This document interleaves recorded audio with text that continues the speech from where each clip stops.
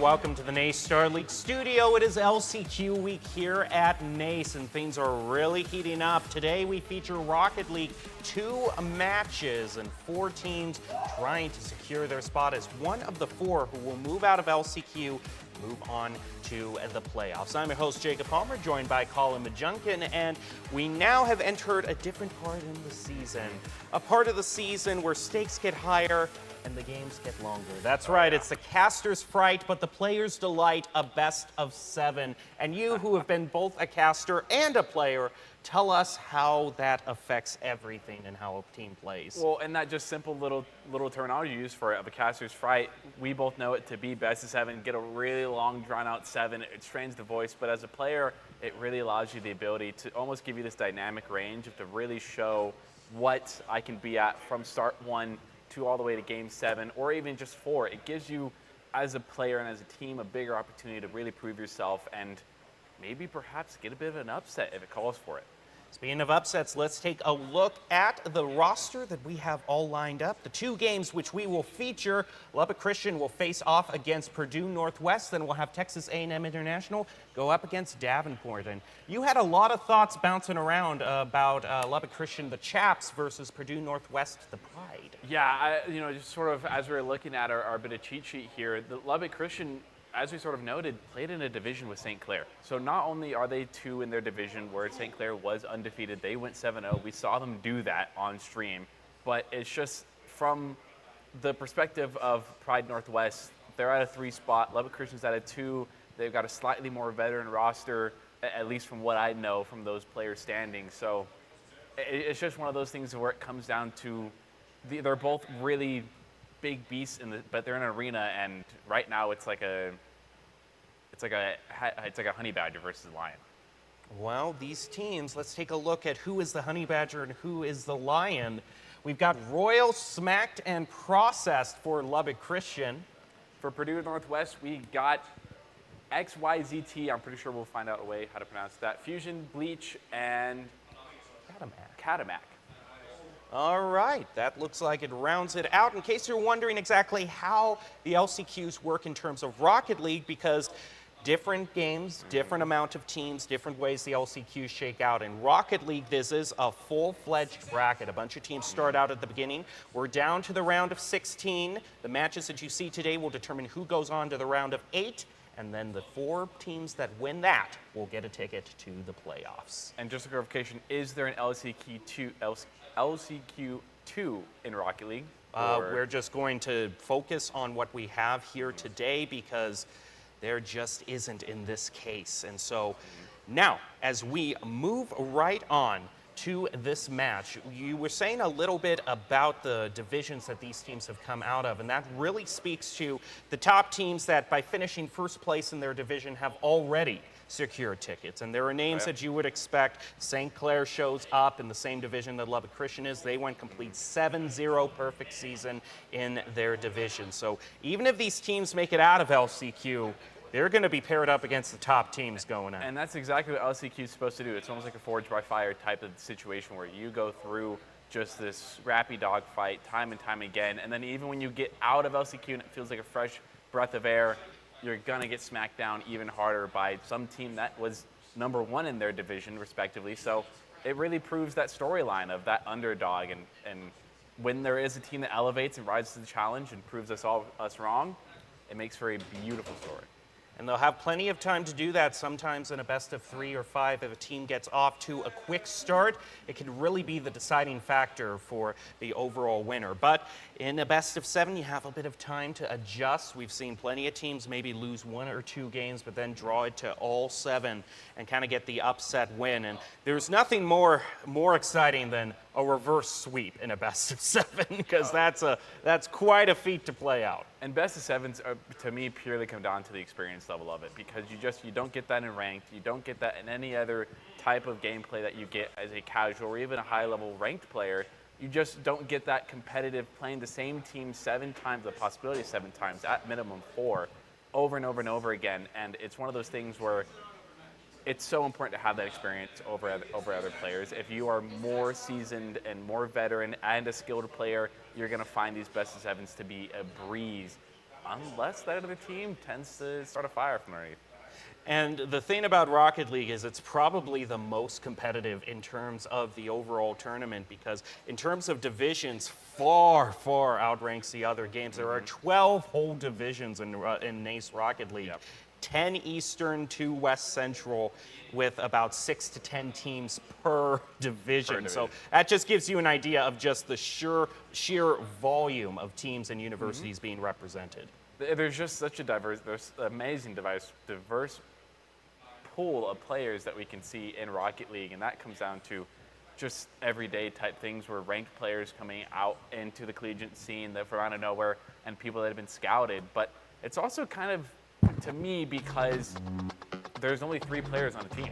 So you can have more teams as opposed to games like Valorant and Overwatch where we have 5 and then plus subs. So, you know, those teams and those numbers tend to become condensed because the individual level is larger. Well, off we go down to the field. Lubbock Christian Chaps versus Purdue Northwest Pride. In the first game of this best of 7, another thing to remember is that there's kind of an upset feature in all of these best of 7s, because we have one team that is ranked 2nd in their division, one team that is ranked 3rd in their division. So it's always kind of an upset when the lower ranked team, the team with the worst win-loss record, actually wins an LCQ and takes that ticket away. Royal and Smacked are going to double commit on the shot, but they do manage to find the first goal for the Chaps. I just, slightly double backing on that real quick of just those numbers seem so similar. Well, 2 to 3 isn't really that different. Well, like we sort of said, depending upon what division you came from really plays into the why you were 2, why you were 3. Because if you're in a division of 2 other very difficult teams to play against that were better than you, and you're 3 facing the other division's 3, it could be a different story. But getting quickly into the gameplay, already 1 goal for the side of Lubbock Christian. There's going to be a touch out to the midfield. Process is going to find the cleanup off of Smack's touch, and it's going to go quickly up to 2-0 on the side of Lubbock Christian. Off of a nice air dribble, it's left toward the back post for a follow-up from the Chaps, off to a quick and early lead, 2-0, but believe me when I say there is plenty of game left to play. Off to the side from the kickoff, Smacked is going to take it off the wall, hand it over to Process, quick shot toward the goal, saved by Pride. Around the corner here, Purdue looking to try and get this out. Still sitting in the Pride defensive side, a touch to the corner, sidewall. Going to be defended by Process. I guess Fabian's going to send it over to Bleach. Bleach to get a back pass to the midfield here. Had to try and take a shot, doesn't have power. There's an attempt demo follow-up, not going to work through. Cats are now on the defense here, and a beautiful turnaround by Fusion. He's going to put Pride up 1. Royal and Process both driving towards the goal. There is no acceleration forward into the shot, which can make adjusting quite difficult. Off the next kickoff, demo onto Fusion as he tries to follow up. Ball is high and in the center. Both teams fighting for a touch by Khatamac to get Purdue Northwest a bit of room. Royal to get 1 touchdown, trying to meet up with Smack there. Not able to do it, but the touch into the midfield here. Process gets 1, trying to stick with it. Not enough boost, not the right play. Had to get a touch into the midfield here. Fusion's up, looking for a second on a double. Nobody on the backboard, gets a touchdown, gets around Process with their Smack. Get a life-saving save there. Royal to get 1 touch, trying to get the Process on the corner. Maybe a touch into the midfield here. Smack was a bit too far up, and now the ball is back on the side of Pride. Khatamac, 1 touch, but not a pass to anybody. Process takes it off the wall, plays it above Khatamac. Past Fusion, Bleach, and Shen. They all go flying past. Lubbock Christian doesn't score a goal on that, but Purdue Northwest really needs to tighten up this defense. Find gaps eventually. Bit of a double commit there. Process is going to get a touch to the side wall. Smack to pick it up. Looking for 1 more. Get a touch off the backboard. It was there. It's a bit too tight against the wall. Into a teammate here. Now it's up to Sean. It's trying to get the backboard pass. To be interrupted by Smack. A bit of a missed touch on the side wall. Going to be picked up by Cad. Cad now to take it up off the backboard. Frosty's going to be there. Disrupt, though. Bump. This could be an open goal opportunity for Lubbock. Nope, it's going to be the defensive side of Purdue. KhazixMay dribbling up the field himself, smacked right in the center of the goal to find the save. He'll get another touch to pass to Royal, moving up the passing lane. KhazixMay disrupts the push. Now it's anyone's ball in the midfield, going to trickle back toward the Chaps corner. Ball is high. KhazixMay tries to elevate up, gets a touch. Over to Shen, and Royal, nice touch by him. It's going to allow a dunk attempt by Smacked, doesn't find the goal. Fusion gets one touch. Corner here. Smack's going to get a touch, but played dearly for it. Now maybe see on the backboard, opts out to do it. KhazixMay going for the flip reset, leaves it down to Shen. Shen now off the ceiling, trying to get a back pass going. Fusion now to back pedal, but Smack already up, looking to get an interesting creative touch. Does get it a bit wide though, and there's not a teammate to pick up on it. Process. Now the rotation back. You see Smack get a touch now, trying to get the read off the backboard. Does get one soft touch. Process trying to make up for it. Does get 50 out though. And now Pride, a bit of an offensive turn going here. Perhaps a shot. It's a bit soft though, gonna be safe. Process pushes it over to the side.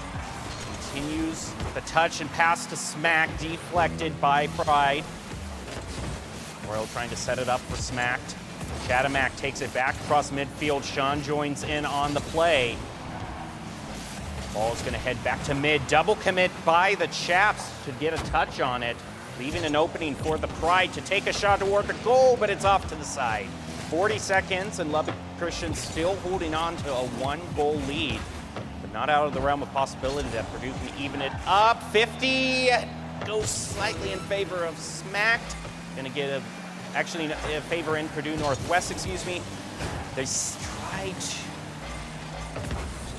Smacked and Fusion trying to eye each other. Where are they going to go? Shen takes it, puts it around the corner, Process touch on it, double touch for the flip reset, and a push it into the goal. Doesn't find the third, but unless we see a huge clear be brought out by Purdue Northwest, I'm comfortable calling this one for the Chaps.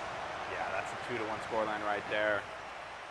Pretty much holds it for the entirety of that time as well. There's really nothing that was done outside of the first minute, I think that was. So we probably had 4 minutes straight of just continuous back and forth, which is honestly a good thing for the side of Purdue, but it's kind of a bad thing for the side of Lubbock there because they get 2 really quick ones, but they couldn't find anything else after that. And for the side of Lubbock, it's good because they stopped the bleeding temporarily. Now it's up to them in game 2 to pick it up. Well, I'll counter that with something good I think is in the Chaps' favor, and that's the aerial play that we're seeing from them.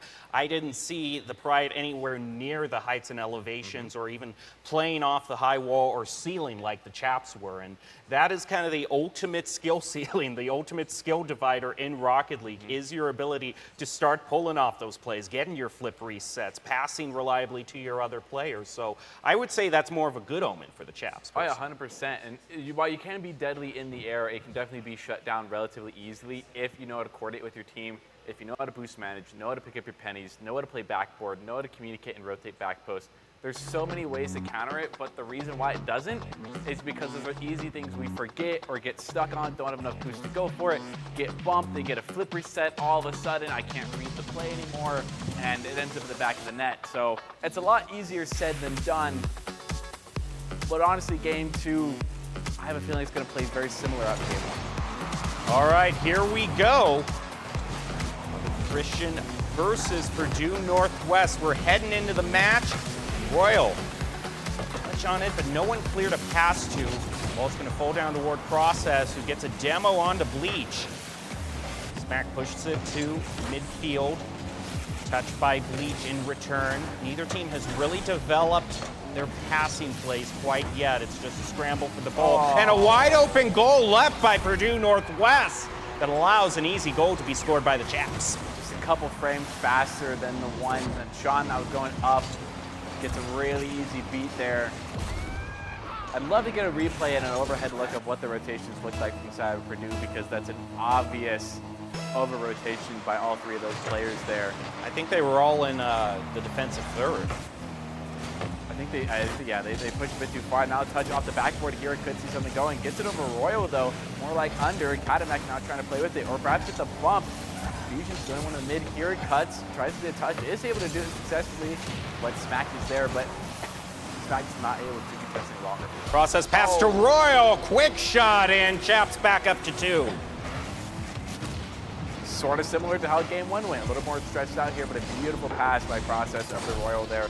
Fusion, it was a fast enough shot to catch Fusion off guard. Beautifully played out. 4 minutes and 8 seconds into the game here. Pretty similar to how game 1 ended up turning out. Fusion, because the ball off the sidewall, was disrupted by Process there. Now a touch onto the goal. Hits the crossbar. Like sidewall, KhazixMay now goes to try and get the finishing touch. It gets deflected out. Process gets a flick up into the air, buys some time. Smack gets one more touch. Shen goes up to get a touch, does get one. Leaves Smack bit open on the backboard though. There was the defense. KhazixMay is able to pick up on it and clear. Royal now trying to keep up with it. Process gets one soft touch off the backboard. Now trying to find Smack in midfield. Smack gets a boom onto the crossbar there. Is there a follow-up? Shen lays it right into the hands of Smack. Unfortunate clear that just wasn't strong enough to get to the corner. Again, no momentum. That's been something that we've been seeing can really hurt your ability to be able to safely clear the ball. If you're not driving into it, it is extremely difficult to get a shot just hopping straight up in the air. Yeah, just no momentum at all. Not able to get a touch on the corner of your vehicle. It's all going to impact your shot power. This could be a chance for Purdue. The side of Lubbock doesn't have a lot of boost here, but so does Purdue. Process, pick up mid here. Royal and Smack now back up to a lot. Royal goes up, opts not to go for it. Does get a soft touch. This could be dangerous though. Off the sidewall, Fusion is too far back to get a touch. As Process is going to pop one up. Smack is going to get one, leave it back down to Process. Hit into the corner, looking for a read off the corner. Royal isn't quite able to get without no contest. Fusion now off the sidewall, possibly looking for a team in the midfield here. Goes for the flip reset, isn't able to do it. Shen gets one touch. KhazixMay was already up, gets a touch off the ceiling. 50 now to interrupt. This ball just staying in the corner here. Not such a bad thing for the side of Lubbock Christian as the demo.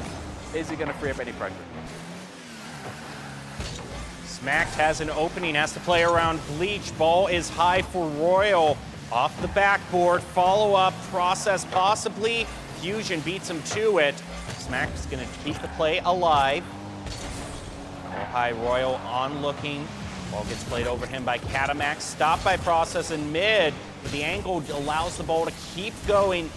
Lubbock Christian's half goes quickly out of it as Purdue Northwest over-rotates, and the Chaps go up to 4-0. That's just so well played there by Smack there. Just immediately gets a touch.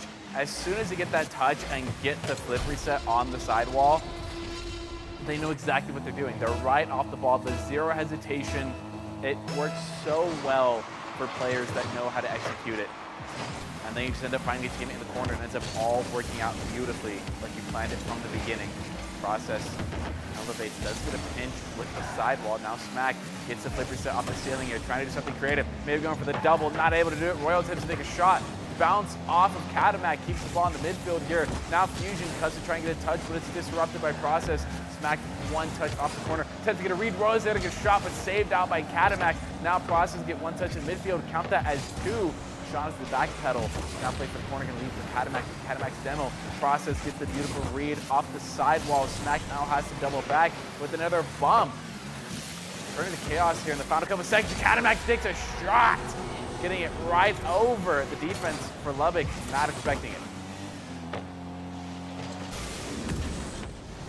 Well, it matches the pace that they had last game, 1 goal, so anything beyond that, I appreciate the Grim Reaper for Halloween. That is always like when players get into the spirit of the season.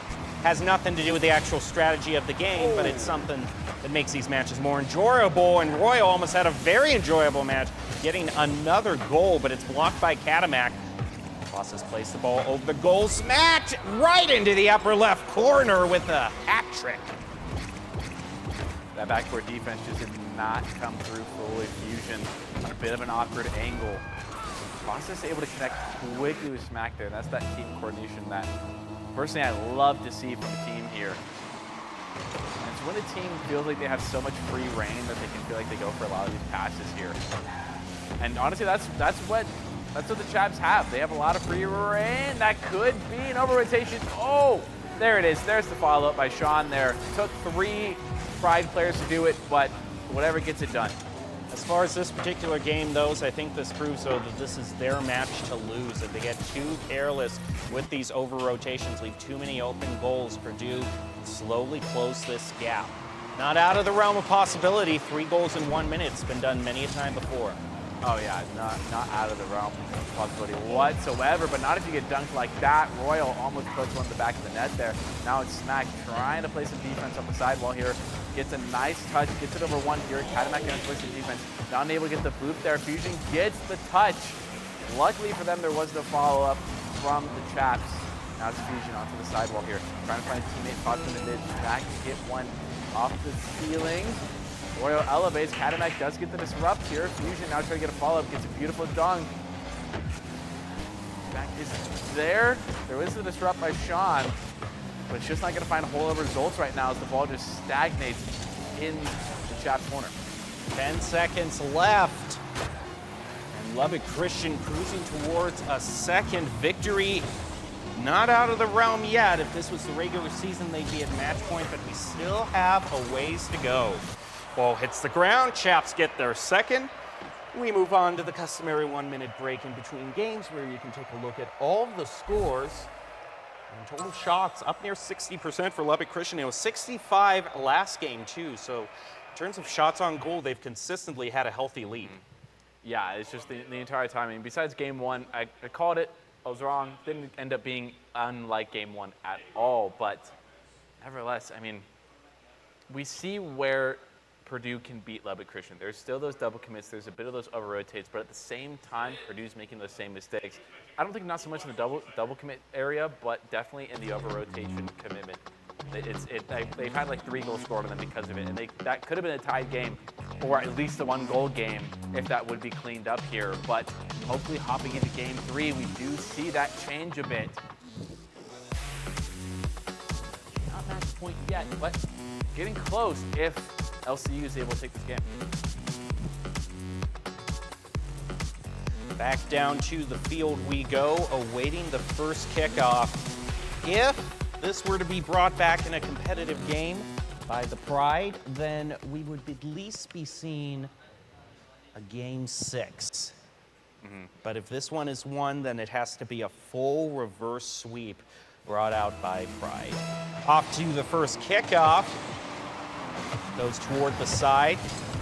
Smacked, forces it up toward Purdue's defensive third.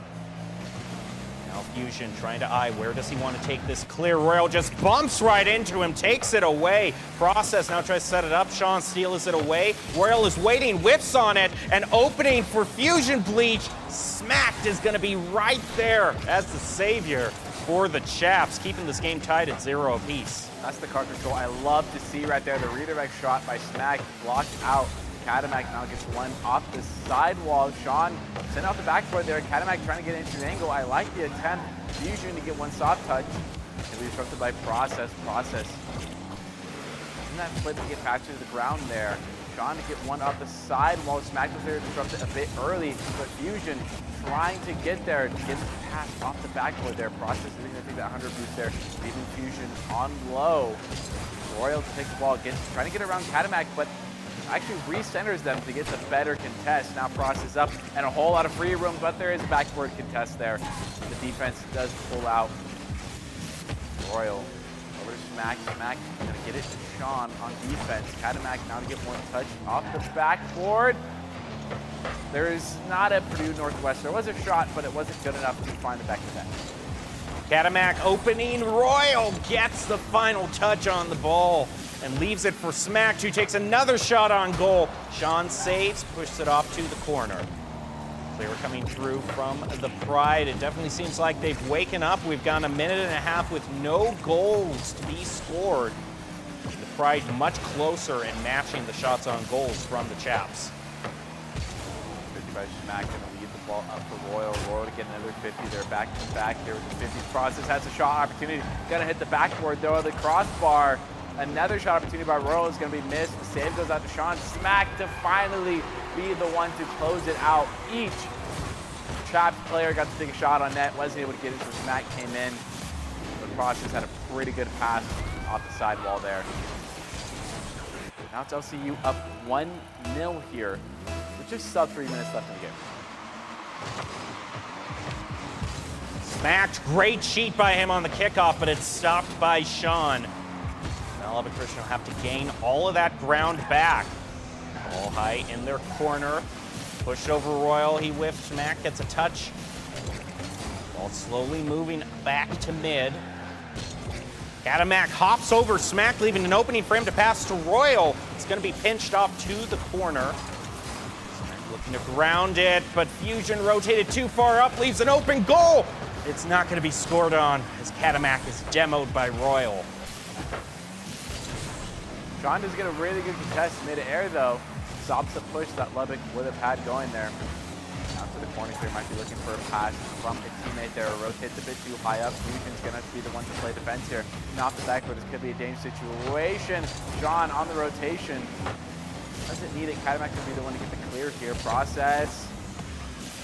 Anything. Smack get the one to get the touch, but now Smack off the backboard, trying to find a touchdown up the ceiling to a teammate. Royal was there to pre-jump, but it just wasn't the right timing, right location to get it done. Process does see the 50, touches off the backboard there. Now going to take the pickup off the Smack, trying to find them in the middle.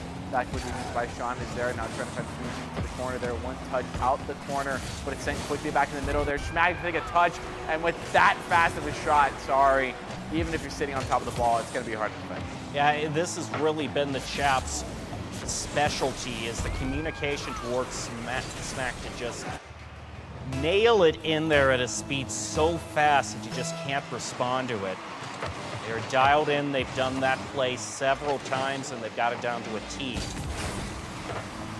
I think it shows the caliber of a team really well when they are able to find the gaps in defense so much to where they get these really tight net passes going, and Fusion trying to backpedal isn't able to get the touch to find the back of the net for the side of Lubbock Christian. They're going to stay at the 2-0 section here, get into about a minute, 10 seconds left. Process want to take over. Does get bumped off though.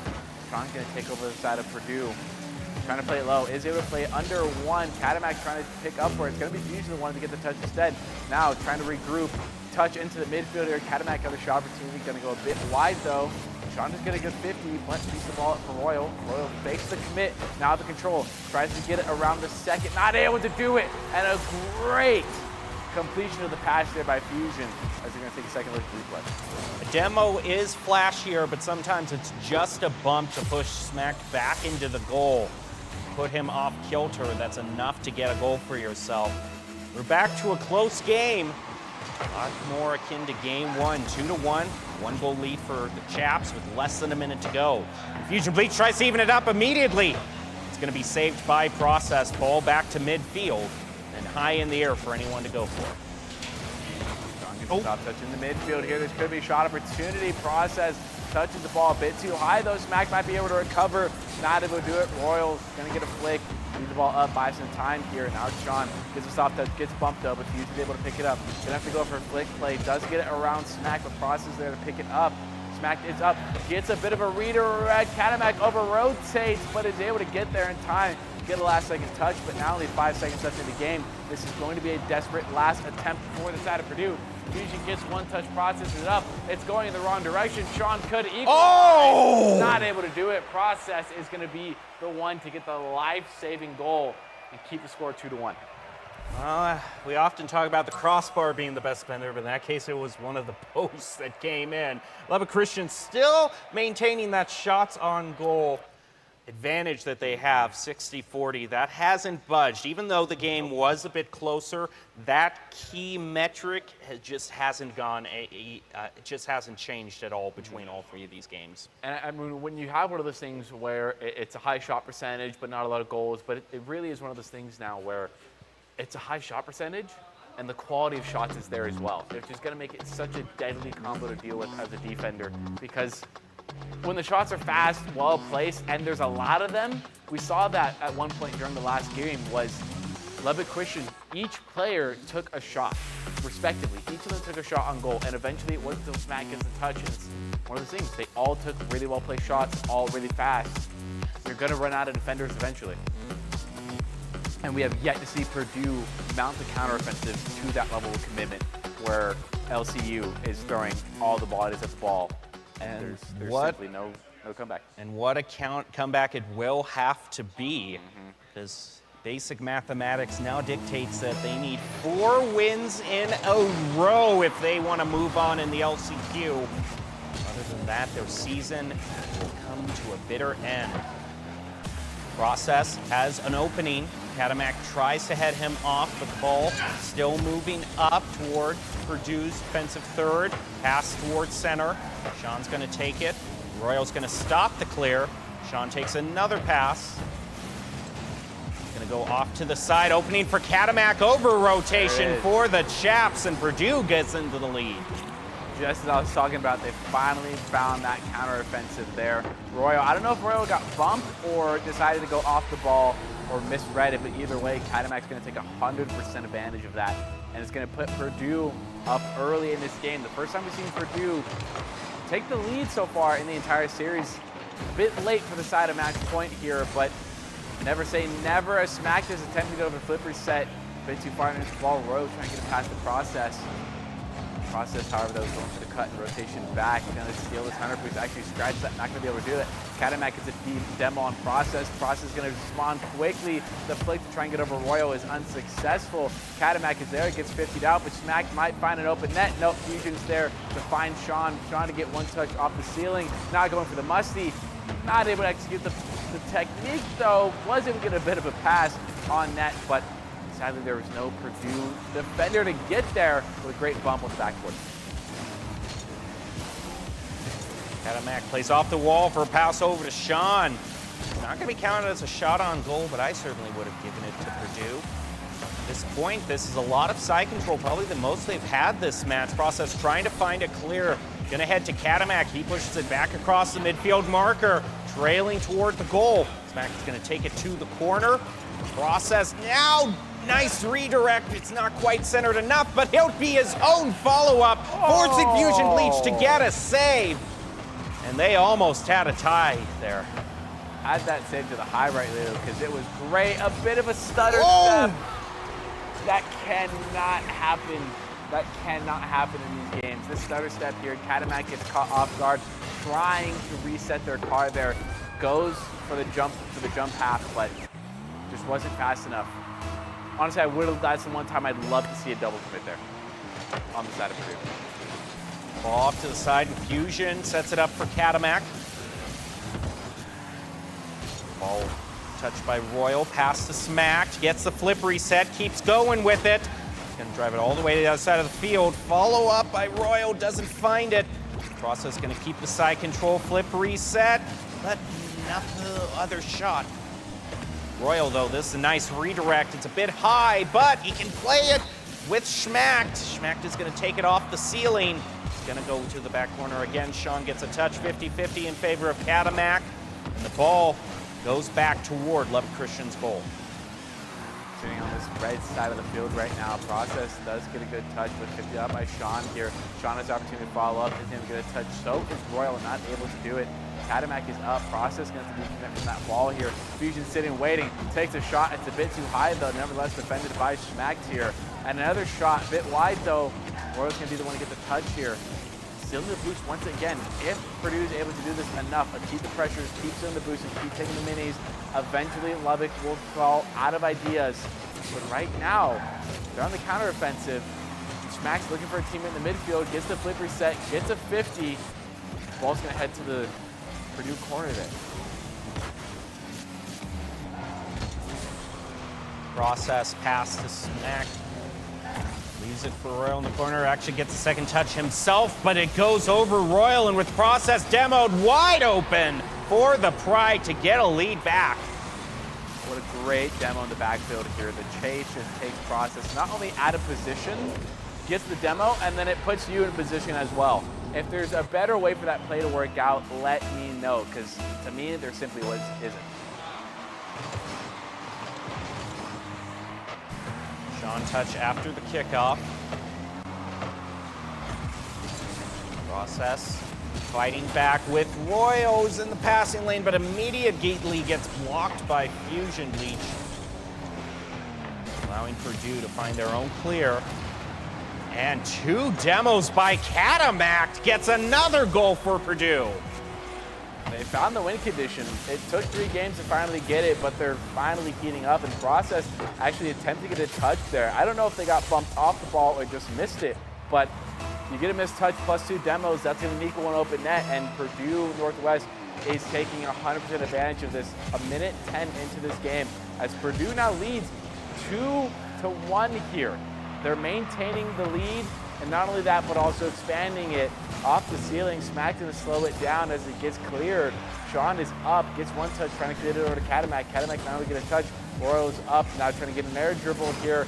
Attempt to get under and over. Able to get under, not the over part of it though. Process now trying to make something happen off the backboard, trying to connect the teammate, but Smack, the car control is immaculate, and able to make a double touch off the backboard from a pass like that is insane. I think it's flip reset actually. Yeah, it was a flip reset into the double touch. I think that's the one word that you could say defines Lubbock Christian is refined. They have these techniques down so much, and if they win and make this a 4-0, I would say that's the reason, but Fusion Bleach is going to say no to that. You want to stay in a 1-goal lead. Process. Front post, shot clear back toward the red side of the field. They have half a minute to score a goal, maybe go to overtime. Schmack has a shot on goal, and Fusion with just a touch follow-up by Royo, not going to find it off the back post. And Purdue walks away from that one, barely hanging on to their lead. 2 saves in a matter of like 3 seconds. Count that player as your MVP because they kept you out of going OT, which would have been deadly here. 1 second now. Smack is up though. Don't count Lubbock Christian out of this. They could find the play, but a great touch is going to send the ball pummeling to the ground, and that's going to be Purdue Northwest taking game 1 for themselves. Bit late, like I said. They're at match point, but finally the fire's lit. They've got something going. But the interesting thing is the shots on goal did not change. It's still a 65% advantage for the Chaps. It's just that Purdue University was really good on their saves that round. They're cleaning that up as the game goes on and on. And they took advantage of situations that they're able to get to. Those demo plays that they had. I mean, they get the one on Process into the backfield. That opens it up. And then that opens up to get the first goal. Then they get the second one by getting 2 demos, and then taking advantage of a missed touch by Process. Again, they finally found the sort of formula to, so to speak, win these games. And if they keep doing it and they don't let it up, and as long as the Chaps don't adapt to it, but it also, I mean, that's just created that counteroffense part where they had the defense down. They were saving shots. They just could not get the counteroffenses going. And in that game, they got it going. I don't want to say full reverse sweep yet, but it is a good first start. But also one you can't get too comfortable on. It was just a 1-goal lead, and you were still relentlessly pummeled with shots from the Chaps. Kickoff, Fusion gets a good cheat and has an opening, is going to steal the corner boost, leave it for Shen. And no follow-up after that. Process will defuse it, leave the ball in mid. Royal Process. Shot on goal, saved by Catamact. Probably the first of many saves ahead for the Pride. Max could be the one to control up and down the midfield here. Could be shot potential. A last-second save by the side of Process there. Royal now going to control the ball, looking to get over a couple here. Opts to go under Catamact though. A 50 is going to lead the ball into the ceiling. A soft touch going to get it over 1 there. Now trying to pick it up. This could be this opportunity to get another one on the board. Not going to be able to take it though. Process to send the ball onto the ground. Catamact's the one to pick up on it though. Gets a read onto the sidewall. Off the corner there, Fusion to pick it up, but in this corner here, it is all Lubbock Christian territory. Royal to get 1 touch, does get a bit of a 50 here. Catamact take a shot on the net, and that's Process. Not able to get up in time, gonna end up backlifting as well. And this is Purdue showing a lot of signs of life here as they go up early lead again. You don't have enough games to say it's a full trend, but so far every game they've started out with a lead and they've won. And they're off to a good start here. Process gets a nice shot, leaving it for Smacked in midfield.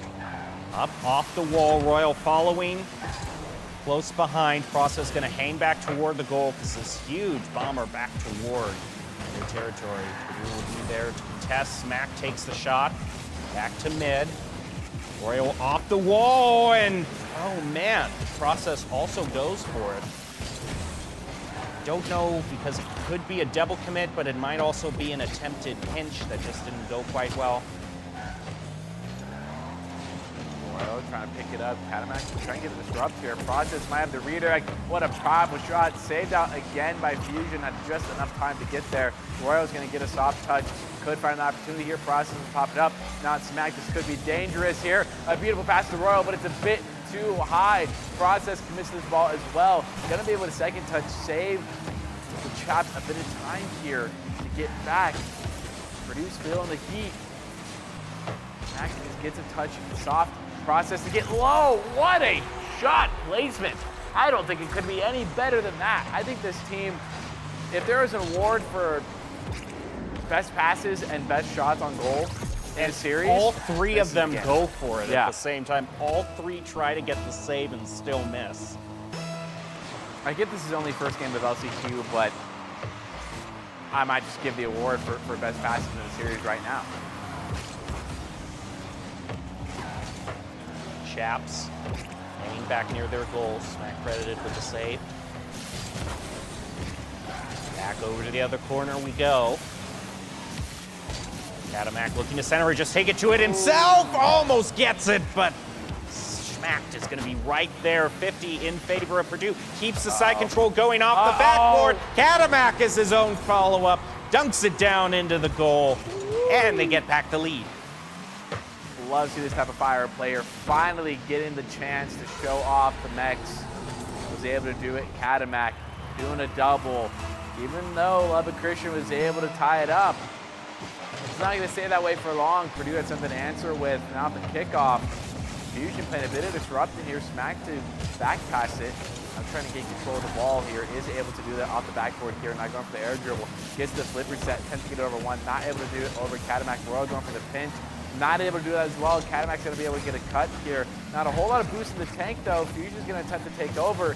Is successful in that perspective. Now trying to get a pass down to Shen.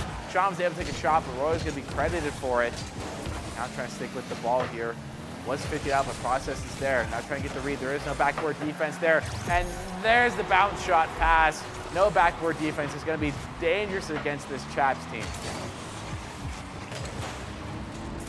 Fusion just misses by a few pixels. Pushes up too far forward. Leaves a wide open shot for Process. The Christian, they haven't let it go past a one-goal lead at all. Best Purdue can hope for is just getting that lead back by another single goal. Smack takes it up the field. Shen looking onwards, going to try to play it under Smacked. Royal is right there, gets a touch on it himself. KhazixMay shot on goal, going to be off to the side. They pick up Lubbock Christian's 100. Smack, they're going to wait to see how this clear goes. Smack plays it all the way over to the other corner. You're not going to let it be centered for Royal. It's off to the side. Process follow-up shot off the backboard. Doesn't find it. That could have been the goal there that stopped it from running OT here. Now Purdue, a bit of momentum here, possession of the ball, but that changes very quickly. Smack now trying to get an interesting touch. A bit of a team pinch. Hits crossbar. Royal now trying to follow up, not able to do it, but is there a second? They're attempted to be won by Process, but KhazixMay was able to get the clear there. Smack gets a beautiful fake, trying to play it on to the sidewall here. Fusion gets beat out as well. Now the passive Process, but KhazixMay is there to get the last second save there. Royal now trying to keep it going. Shen, a great midfield disrupt. Process puts one on net though. This could be dangerous. It's a bit wide. Now going for seconds. Shen in the right place, right time, but there's Royal trying again, but it's just not enough this time around. Shen had a little bit of forward momentum on the first save, but the second one, it just goes off the bumper of his car, spiked up into the crossbar. And And that puts the Chaps into a small lead. Just 12 seconds left to go, however. And this kickoff, if Purdue can negate it and get a good save, that's nice redirect. And Shen has an opening. He's going to go for the tie play. He's got it! On. This is Rocket League. What a great play by Fusion. Was off camera, on the ground doing work. Picks up double elimination. The goal is wide open, and we're tied up again. 3 seconds left. Wow, what a game 5, honestly. I wouldn't want it any other way here, but don't count Lubbock Christian out. They are going out with the bang. They keep it alive. It hasn't touched the ground yet. Frost is on the side while Royal goes up, gets a 50. The ball's still in play. The demo might, yep, it's just gonna be enough. Nobody's able to get there, and now game 5. First game that we've seen OT in LCQ. What an OT it could be right now. Bit of side control over to the Chaps. They're going to try to get a shot on goal. Katamak reads it well. Follow up by 2 of the Chaps. Another by smacked off the backboard. Down! What a dunk by the Chaps! Into overtime to claim victory. Oh, if there's a way you want to end a game, it's that way, because what a beautiful double touch off the backboard there. You could just tell at that very last second that just Lubbock Christian came alive in OT. Well, overall, the game is 4-1 with a very exciting, nail-biting finish, a nice buzzer beater for Purdue Northwest, but it is the Chaps who claim victory and will move on to the round of 8 in the LCQ. And I said a little bit earlier, but I think overall refinement, especially the explosive start in the first 3 games, I don't think there was much competition. Once the Chaps, Lubbock Christian, was up near the ceiling, it was going to be very hard for anyone to contest them. Purdue did improve going forward in the game, but for the first 3 games, they had uncontested airspace. Yeah, it's exactly like I said. Those first 3 games, they were completely uncontested. They were able to take shot on net, and when they put as good as shots as they put on net, that score total is going to rack up very quickly. It's going to become very demoralizing. But I will credit Purdue for that one thing, even though they lost those 3 games and they lost the series, and Lubbock Christian gets to move on. They found that win condition. They found what they needed to do, not only in game 4, but in game 5 to tie it all up. But it just wasn't enough, and they weren't able to keep up with the pace. Before we go to break, we want to give a quick shout out to all of our sponsors, including Dunkin', NACE Star League, and America as a whole runs on Dunkin'. And of course, we have Truth, nation's largest nonprofit health organization dedicated to a future where tobacco and nicotine addiction are a thing of the past. To go to more information on how vaping can affect your mental health, go to breathofstressair.com.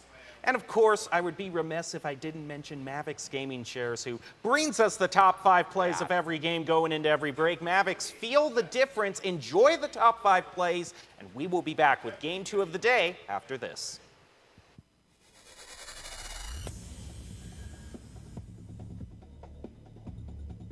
Smacked to slow it down as it gets cleared.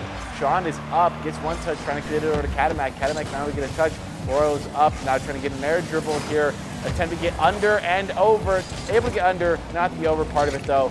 Process now trying to make something happen off the backboard, trying to connect the teammate, but smacked. The car control is not a whole lot of boost in the tank though. Fusion's going to attempt to take over. Is successful in that perspective. Now trying to get a pass down to Shen. Shen was able to take a shot, but Roy's going to be credited for it. Now trying to stick with the ball here. Was 50 out, but Process is there. Now trying to get the read. There is no backboard defense there. And there's the bounce shot pass. Picked up into the crossbar. And that puts the Chaps into a small lead. Just 12 seconds left to go, however. And this kickoff, if Purdue can negate it and get a good save, that's nice redirect. And Shen has an opening. He's going to go for the tie play. He's got it! This could be dangerous here. A beautiful pass to Royal, but it's a bit too high. Process commits this ball as well. Gonna be able to second touch save. The Chaps a bit of time here to get back. Purdue's feeling the heat. Max just gets a touch soft. Process to get low. What a shot! Now the pass to Process. The Katamak is there to get the last second save there. Royal now trying to keep it going. Shen Great midfield disrupt. Process puts one on net though. This could be dangerous. It's a bit wide. Now going for seconds. Sean in the right place, right time, but there's Royal. Sean again, but it's just...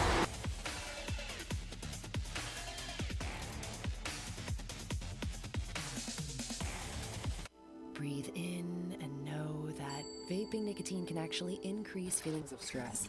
Yet some vape companies get rich telling you it's a stress reliever. So let's call it what it is. It's a breath of stress air.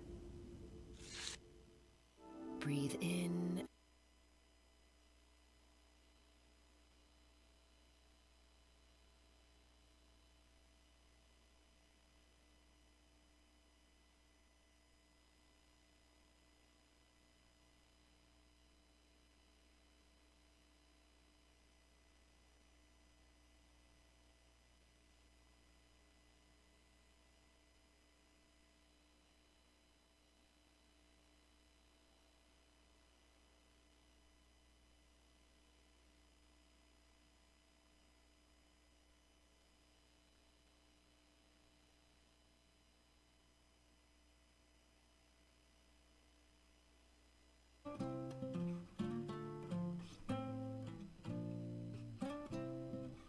Waiting for no one.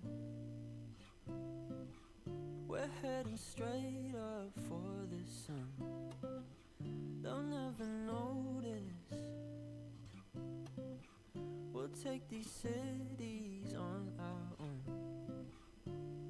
And all I know is that we lost time. If we stay right here, we could free ourselves inside. We'll stay awake forever. We'll hide away when no one knows. Let's run away together. Just lead me into your world. We'll stay awake forever. We'll hide away when no one knows. Let's run away together on our own. Just lead me into your world.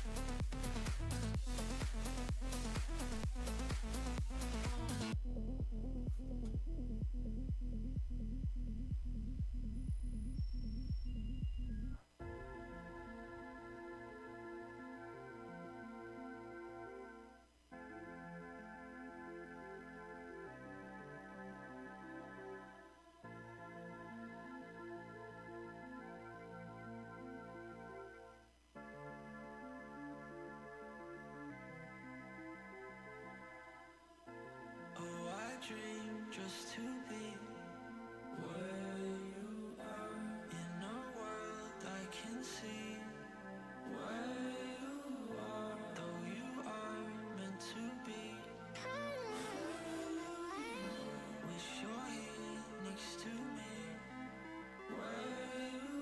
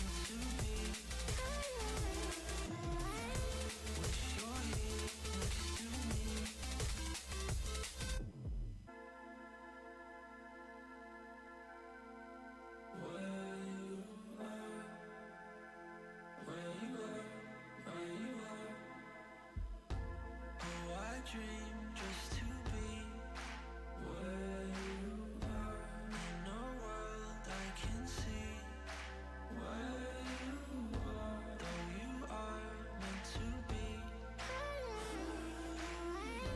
Wish you're here next to me where you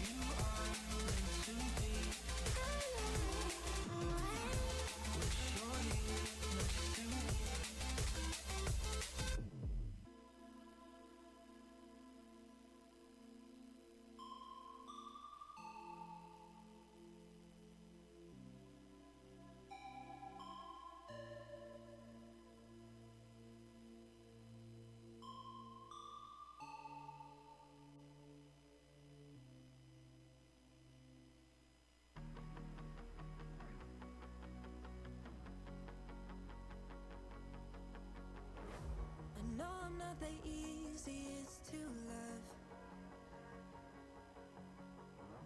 I thought I would at least be worth a shot. Instead you gave up on me 2 months in, 'cause my flies were too hard to deal with. Did you even love me in the first place? In the first place? If you did, we wouldn't be in this place.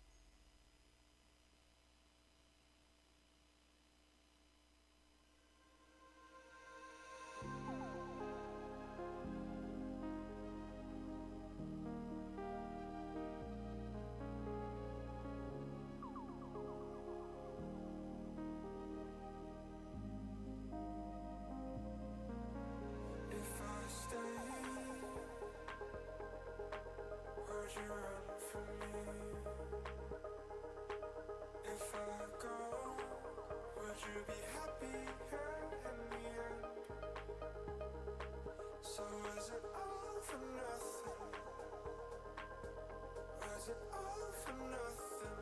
Those memories. Was it all for nothing?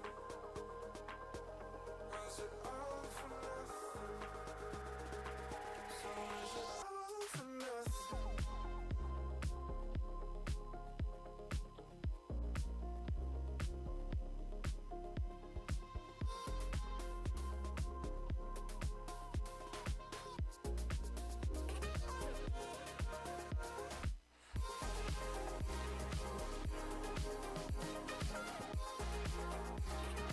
So was it all for nothing?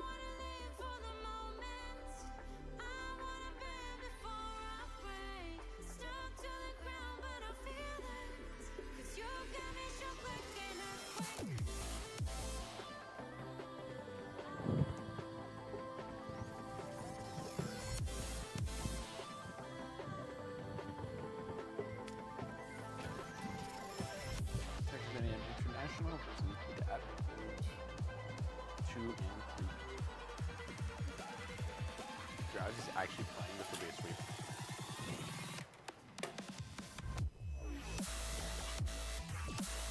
Drowsy is the dog.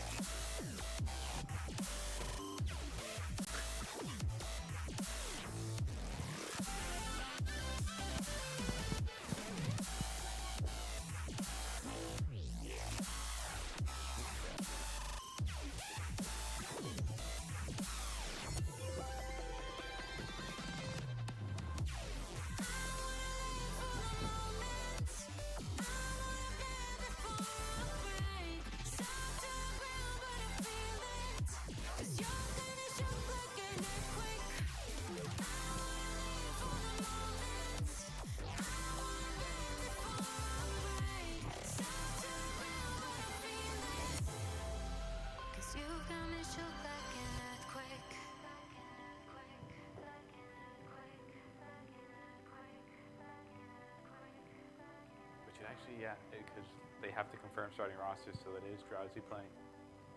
I will be interested to see how that goes.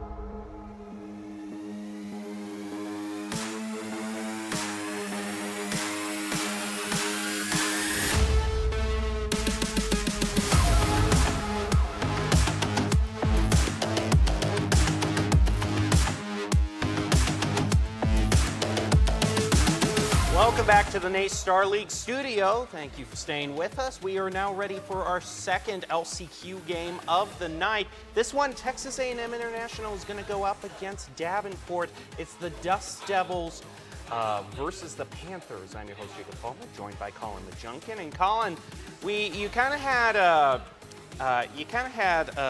pretty solid prediction for the first game, and that it's going to go 4-1, and you called it. You said 4-1, and it ended 4-1. You're lucky sometimes. This one you were thinking might go a little longer, right? But there's countervailing factors on both sides.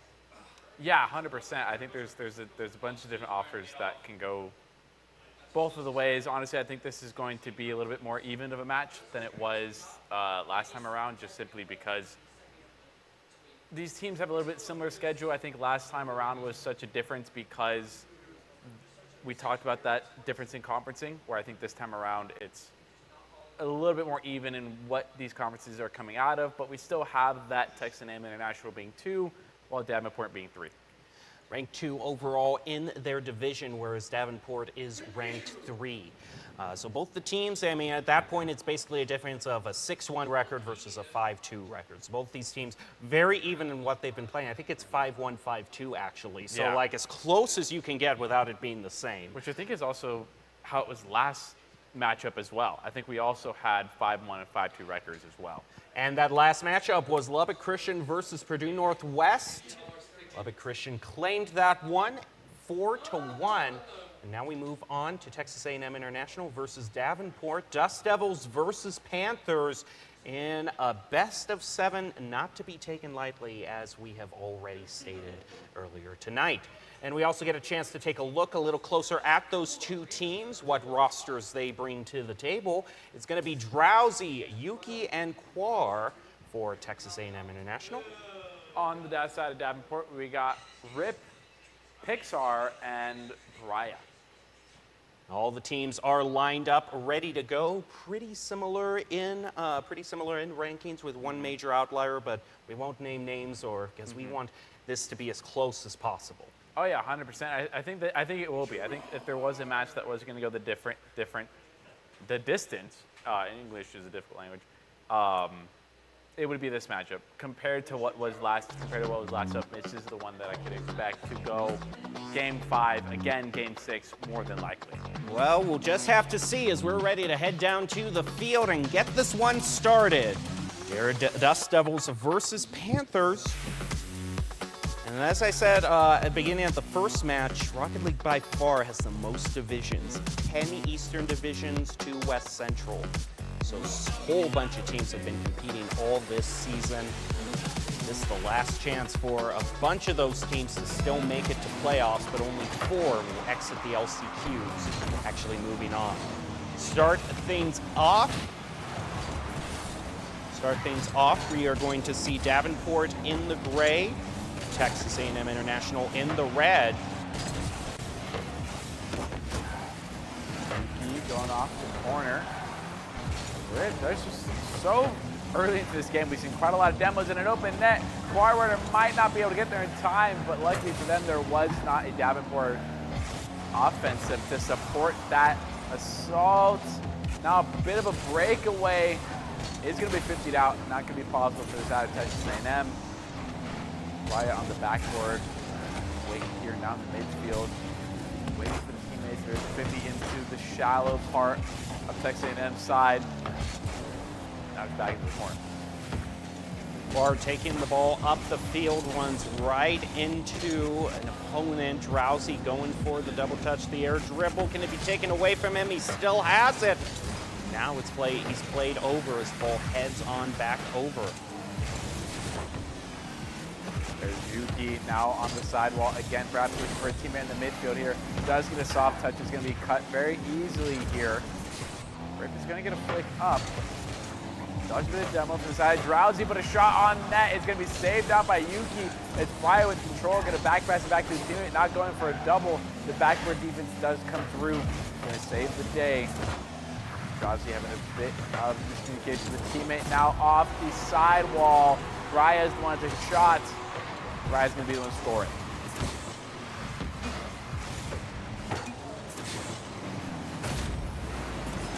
Upper left corner, beautifully aimed. 3 minutes, 23 seconds left. This is one of the slower paced games that we've seen. Closer toward the goal, it's just a bit wide. Looking to be centered, spiked down, but no follow-up from a teammate. Into the corner, Yuki now has the ball, but is going to get their clear blocked. Ball slowly moves over to the other side of the field. Tries to use the demo on Raya there. Out Rip. It's a flip reset with the wheels there. Now sitting on the sidewall. Yuki might find a breakaway. Not going to do it. Rack there for the defensive side. Brian with the redirect. Finds an open net. Amazing coordination and shot there. Worked out beautifully inside Davenport. That coupled with a little bit of over-rotation on the Dust Devils' part left that goal wide open. Very low-pressure shot. Kickoff slightly going over toward Davenport. But the Panthers fight back, making a bit of space for themselves. Byra is going to keep the ball away. Rip is able to intercept that pass. Ball now heading back over to Texas A&M International, and a 3-0 lead now for Davenport. Pincher into the midfield once again, seeing this net. Actually, it was just a great little passing segment that was there. Bit of a mishap into the midfield here. Now Davenport stands above Texas A&M, 3-0 here. Rip is going to get demoed by Drowsy. Not much more as it's off the corner and now clear. Drowsy has to circle back to the defense. Going to get touched on the sidewall, but it's red. Backboard, off the sidewall here. Brian's going to get a flick over one. The bump could leave the net open. It's saved by Drowsy just as the ball almost crossed the line. This is one of the major differences between actual soccer. Just across, this is break the plane. Nope, you have to get all the way through this time. Barr with the bomber back over toward Davenport, looking to put the Dust Devils on the board. Play is going to be kept alive. Byron trying to look on, see if he can block this or redirect it back over toward the Dust Devils' goal. Gets a lot of ground off that redirect. Drowsy passes to Quar, back over to Drowsy. And the follow-up a bit too late. Davenport has a huge shot back over toward Dust Devils' goal. Follow-up just a bit to the right. Davenport leading into the final minute, 3-0. Trying to get 50% going. Bria is going to be the one to cut it off, though.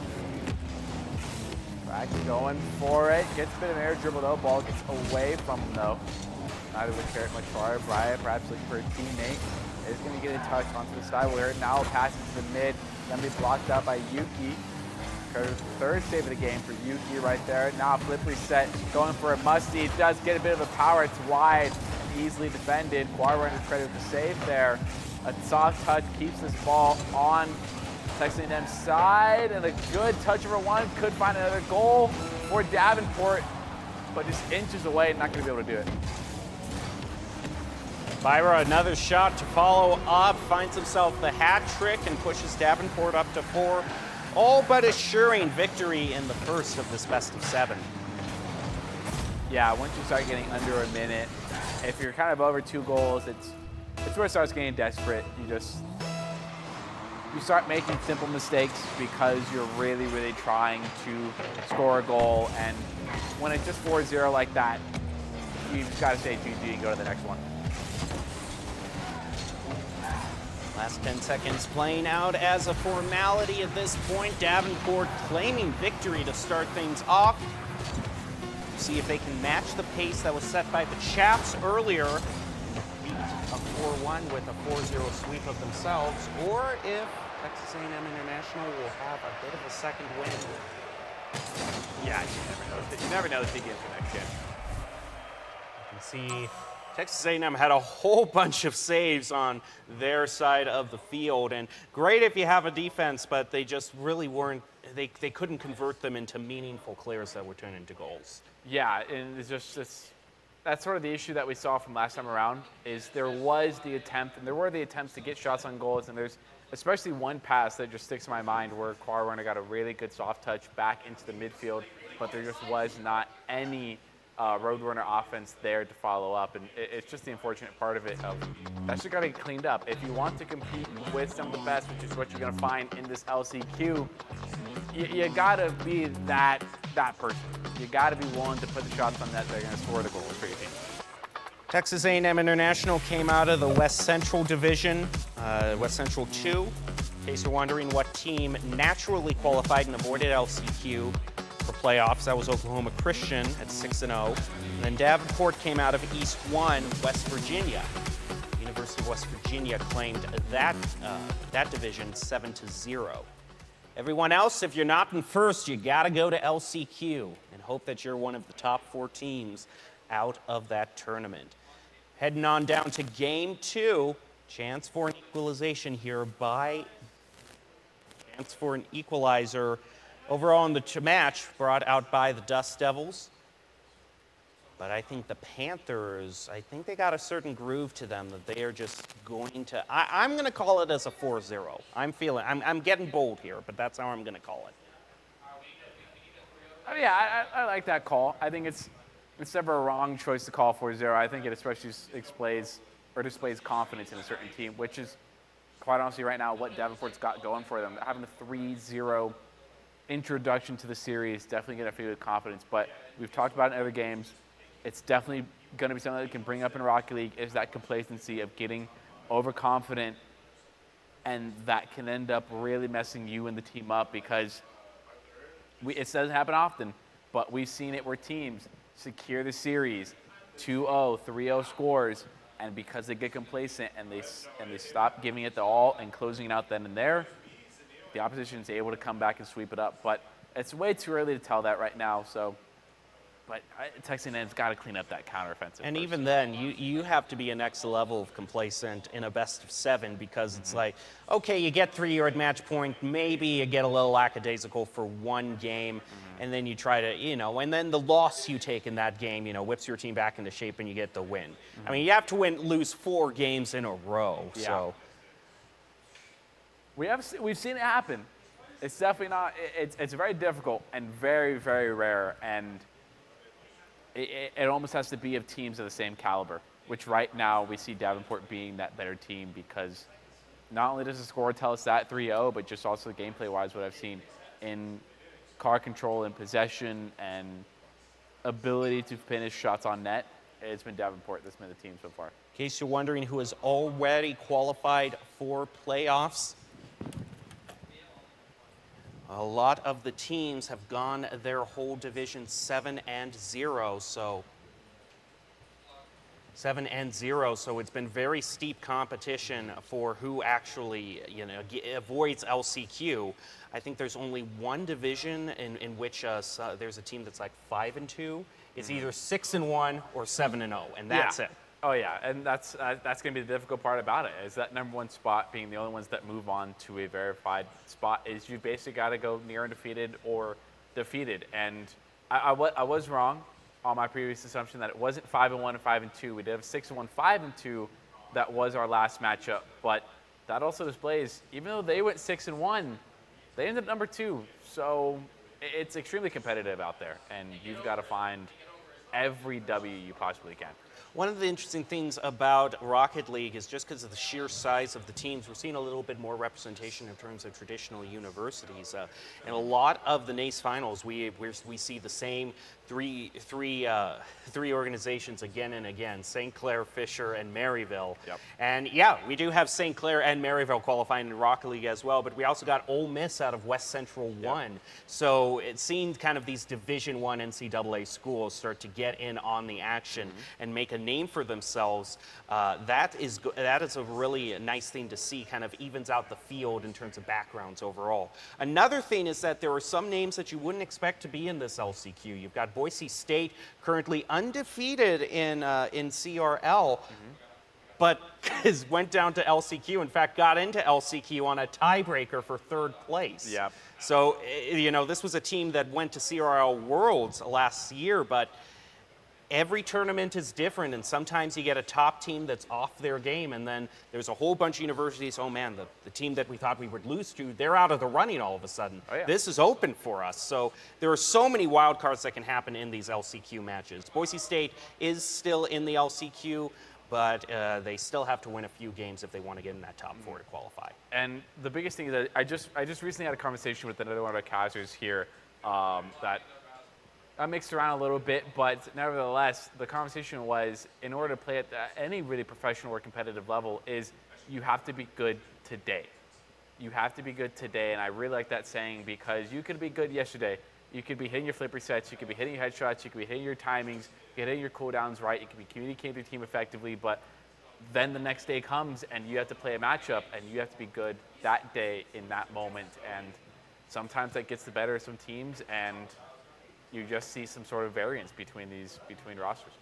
Yeah, you can't necessarily judge it on what title a team has had beforehand because we have seen huge upsets in NACE Star League going forward in all the games, Overwatch, Rocket League, and Valorant, where a team that's expected to win, who won it last time and has gone undefeated in the regular season, all of a sudden has an unexpected loss in the LCQ. And that's what makes this stage of the season so exciting because everything is now, if you lose, your season is over. It's not, you can't build this back later on in a few weeks. It's do or die right now. Oh, yeah. You've got to win. Oh, yeah. And I think we're especially going to see that against the Giants as well.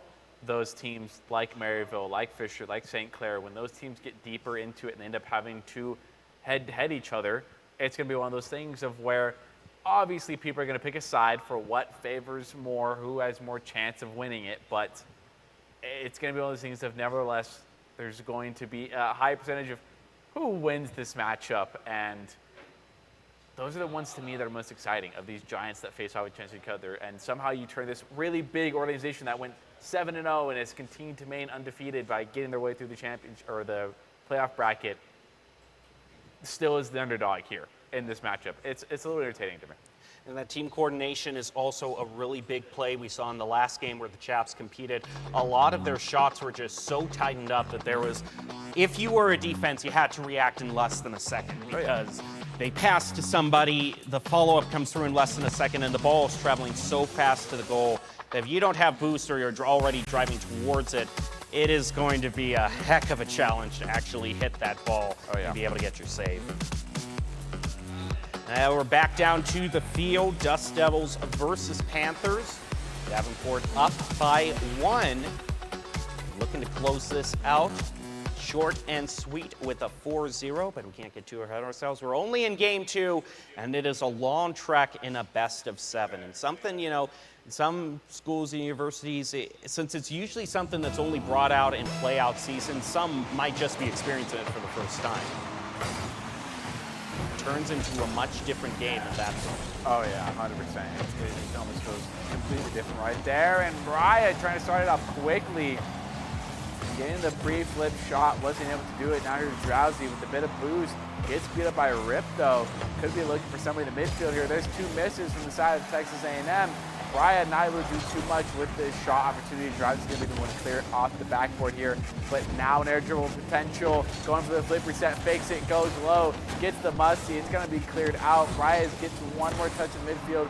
Drowsy to clear it. Rip's going to cut on the rotation. Looking to get her on 1. Is able to do it. Gets demoed, and the ball gets cleared. As a result of that, now it's Brian control. Takes out Car Runner 2. Double commit by Davenport on the clear. And a demo onto Drowsy. That's going to open things up. Byra sets it up, but his teammate goes flying right past, giving chance for the Dust Devils to clear. They'll move up the field. Drowsy plays it around 1, has to go up against Byra. He gets a touch on it to stop the play. Ball goes over him. Chance for Yuki to dunk it down. Tries it, but gets blocked. The game's still tied at 0 apiece. Demo over Brian right there. Might leave the net a little bit too open. The pinch. Gonna leave it close, hugging the wall here. It's cut by Rip. Rip is gonna opt not to go up the wall. The demo there might leave this goal pretty open. There is Drowsy in the net. Gets 50 out. Choir Runner put themselves in the right position to save that goal.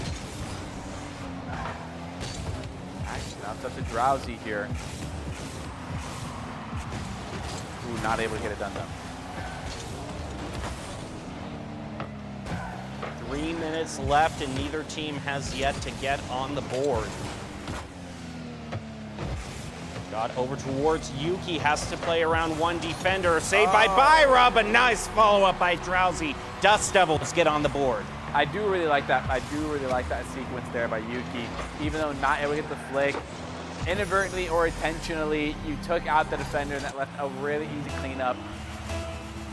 Your job as the defender in that sense is to never allow the ball to get underneath you. And in that sense, that ball did get underneath you. And that's the unfortunate part of it. But Krax might be looking to clean it up. Now touch off the sidewall there, looking for Brian in the midfield. Not able to quite hit it. Krax is there, gets 1 touch. Drowsy and Car Runner. Fake and hesitate a little bit. The flick goes over. Krax is up, elevates, gonna go for 1 touch. Trying to keep it going. Yuki was there to get a contest. Rip now sitting on the backboard here trying to catch the ball. If they would get a successful catch, attempts to figure out Choir Runner, not able to quite get it done, but gets a demo on Drowsy on the way out. Byra moves up the field, gets stopped by Drowsy.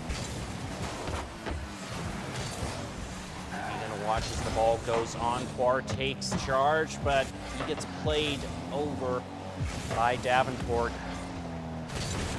Pass back to the corner. Byra testing with Yuki. Yuki gets the touch on it to leave it for Quar. Picks up the corner boost and shimmies it into the goal with help from Drowsy.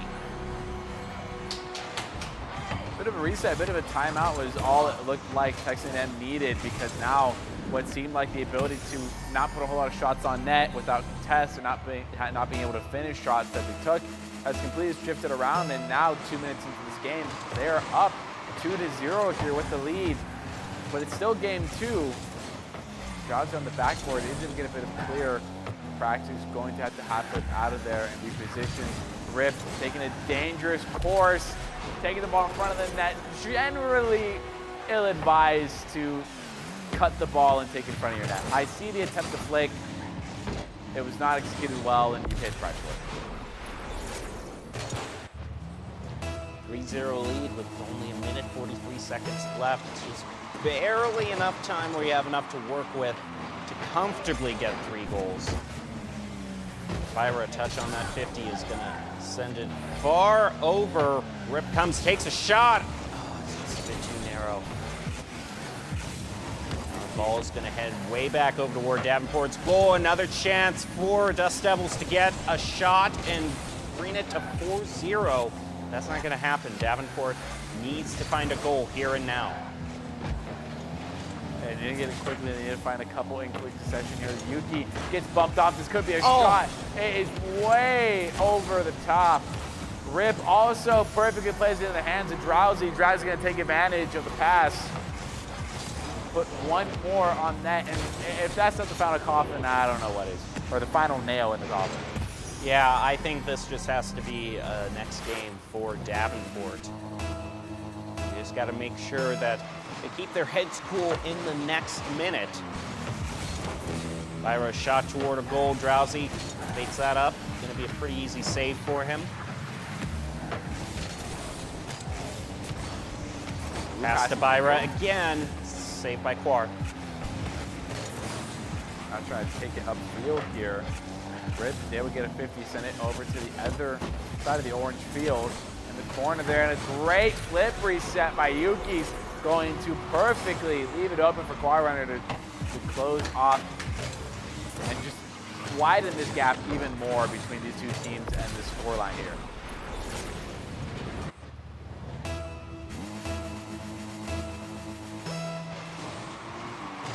Next kickoff. First touch secured by Davenport. Demo onto Quar. Clearing up the defensive third, but it's traded back by the Dust Devils. Both teams back up to full strength. Rouse is going to have his shot taken away from him. Quar, huge bomber back toward the goal. Saved by Byra. We're trying to get around the final couple seconds here as we wind down. Getting to 10 and under here. Byra attempts to get the demo. Not able to quite do it. Drowse is elevated. And even though if they get one more goal here, it's going to be all for naught. 5-0 Texas A&M. Quite the momentum change that Texas A&M took to this game. All they needed was a little bit of that almost like tech pause or break they needed because they completely changed it up. Yeah, sometimes you just need to stand up, walk around, get a drink of water. Sometimes it's not even your coach telling you about technical things. You just need that mental reset. Maybe step outside, get some fresh air, a temperature change. Any one of those things can just make a new team right then and there. Oh yeah, just it's all the refresh of the mental to me. I mean, we talk about it so much about this sort of take a break, get a snack, do something. It's really that mental space that you've got to be so good at controlling, because when we're in a game, when we're so focused, we tend to let negative thoughts and emotions control what we do. And as weird as it is, that can translate over to a game and affect you. And simply just physically forcing yourself to step away from the console is more than good enough at reset. Now on to Game 3 of the NACE Star League LCQs, Davenport versus Texas A&M International. Both teams tied one apiece. We're guaranteed to see at least a Game 5, 6, and 7 yet to be determined. So, now we go down, and what do you think was the major difference there, just in terms of gameplay that you saw from the Dust Devils A&M? A lot more of their passes connected. And it's the follow-up was really there. It was not there in game 1, whereas follow-up this time, it was much quicker. They're much more on the ball and on the heels of their gameplay here. But a bump right off the bat, Rip ends up just drilling the ball into the sidewall here, and he's not going to be able to score a goal. Frack throws it down, gets a bit of 50s, gets send it back over to blue. Has blue side here, Yuki there to control. Tries to get over Frack, not able to quite do it. Byra elevates, gets one with the 50. Going to be able to stick with the wall quite slightly. Not too much though. Quar Runner is up. Really cause chaos here. Byra's going to get a demo here, but it's not somebody on a late rotation, so it won't matter too much as the save goes through with a quality shot on net. Now it's Byra to get the save as well. It's going to be able to do it. Bounce off the corner here. Rip is going to be able to send it to the blue corner. Drowsy gets the full boost, opts not to go for that touch, but the backboard defense is through, but a bit of miscommunication and coordination. Ribs and Frax both get demos for themselves, but even though it's super demo heavy, they're not able to find a follow through. But honestly, if they keep it up, they're eventually going to find an open net eventually. Very close call. by the Dust Devils. They're not going to be able to get away from it. The follow-up by Rip, enough to push Davenport into the lead. And a nice bit of, after he took the shot, moves in to keep Yuki occupied, make sure he can't get a save on that ball. So good disruption by Davenport. Back in the lead, but Drowsy taking a shot right off the kickoff to equalize. Follow-up by Yuki, and we've reset the game. Right after kickoff here, I mean, we see this different side of Davenport and the way that they're playing, and the key to beating that is either being very game sense aware of when the demos are coming, or just score the goals very quickly, which is very much easier said than done, because the more you let this Davenport team sort of rev up and get to where they want to be with their bumps and demos, where they want to be with the amount of boosts they have on the field, it starts getting dangerous here. Yuki's going to be able to get a shot into the backboard here. It's going to be cleared pretty easily. Drowsy's going to make a cut. Keep this ball in the blue corner here. Yuki's not going to go for the clear. Byra already pre-jumped there, but it's going to be cleared out once again pretty easily, and Yuki's going to send it back to the orange back wall. Bit of a double commit. Rip now in charge of finding a way to get this ball out of the orange side. Yuki's going to get a 50 with Byra. There's Rip getting one more. A touch on ceiling is going to be interrupted by Quar. Now Praxis up, gets a flip set with the back of the wheels, gets it over one, but not a second. Rip was in rotation just to save it up. Back over to the Dust Devils territory. Not much of a clear. Gives a chance for Davenport to set up a play. Pass over toward Rip, but he is covered heavily by the Dust Devils, but they find them all in one corner of the field and try to take a shot on goal. Take advantage of that. Drowsy gets a touch on it, will be credited with a save. We're going for the double touch. It's going to be taken away from him off the backboard. Follow up by Rip off the crossbar, but no goal for Davenport. This is looking dangerous too. The team is able to rotate just back in time. The double touch off the sidewall is not going to go through, just a bit outside. Now Byra trying to take control, trying to get this counteroffensive going, but Drowsy gets one touch. Going to leave in the midfield here though. Quarrunner going to opt not to go for it. They'd have no boost even though they committed to the play. Actually, the entire side of Texas International does not have a whole lot of boost. Same can be said for Davenport as a touch off the backboard to another backboard shot by the side of Byra gets cleared up by Quarrunner. Rip is now elevated, gets one off the corner piece here. Byra's going to take their time, get it over one. Doesn't get a reset here. Prax is going to get a touch off the sidewall. Passing opportunity, but there was no Davenport offense there to follow up. Byra passes over to Rip, but Quar has him covered, and Yuki takes that shot. Oh, that's a great opportunity that's a great clear brought out by Texas A&M International. Neither of them are able to get a touch on it. Yuki's going to try to clean this up, leave it for Quar to get the clear, played over by Rip. Drowsy moves in, plays it past one, ball heading straight for the goal, saved by Byra. Leaves it for Rip again, and he's going to get stolen away from him. Drowsy now chasing down. Prax is going to be able to get the defense off of the backboard here. Rip is going to leave it for Byra. Byra take a shot on net. It was top left bench, but it's saved by Drowsy, the third of the game for Drowsy here. Rip trying to get a read off the side corner wall as well. Not able to quite get it done. The defense was brought through successfully. The touch to slow it down a bit, but Yuki's going to pick it up again. And now just 30 seconds left into this match. And we're still at a 1-1 score, but not for very long, as Prax is going to find a breakaway goal. Finally find this gap in the defense that is Texas A&M International. Half a minute to go. Davenport cleaning on to a narrow lead. But if you look at the differential in shots on goal, it is night and day between Dust Devils and Panthers. Panthers have been clearly leading in that regard. Also a lot of demos. Both teams getting a bit chippy in this one. Drowsy takes it back across the field. Gets it around the corner to center it up, but Byra's going to stop that. Leave it for Rip. Quar takes it away from him, trying to play it past a bunch, but that clear from Davenport, I think, is going to seal this game's fate. Ball still in the air though. Yuki, Texas A&M need one last chance, but Drowsy takes it off into the corner. Can they center it up again? Byra with a touch. Can get a goal here to end it. And it's not a goal, but it's just as good because Davenport wins 2-1 and will go up to the lead in the series overall. I'm really surprised by the amount of demos we're coming out here. I mean, this is, I have a feeling it might start to get personal. And I mean, if that's what it's got to take for you to win the match, that's definitely what it's got to be. And it was a weird shift of gameplay, especially in the beginning, because then we saw it really sort of cool off in the mid and towards the end. We saw it resurge itself every now and then in terms of coming back of here's a demo every now and then, but Davenport was demo hungry in the beginning. And it didn't really yield a whole lot of results for them, so maybe they did back off that particular strategy, but inevitably they were able to get it done.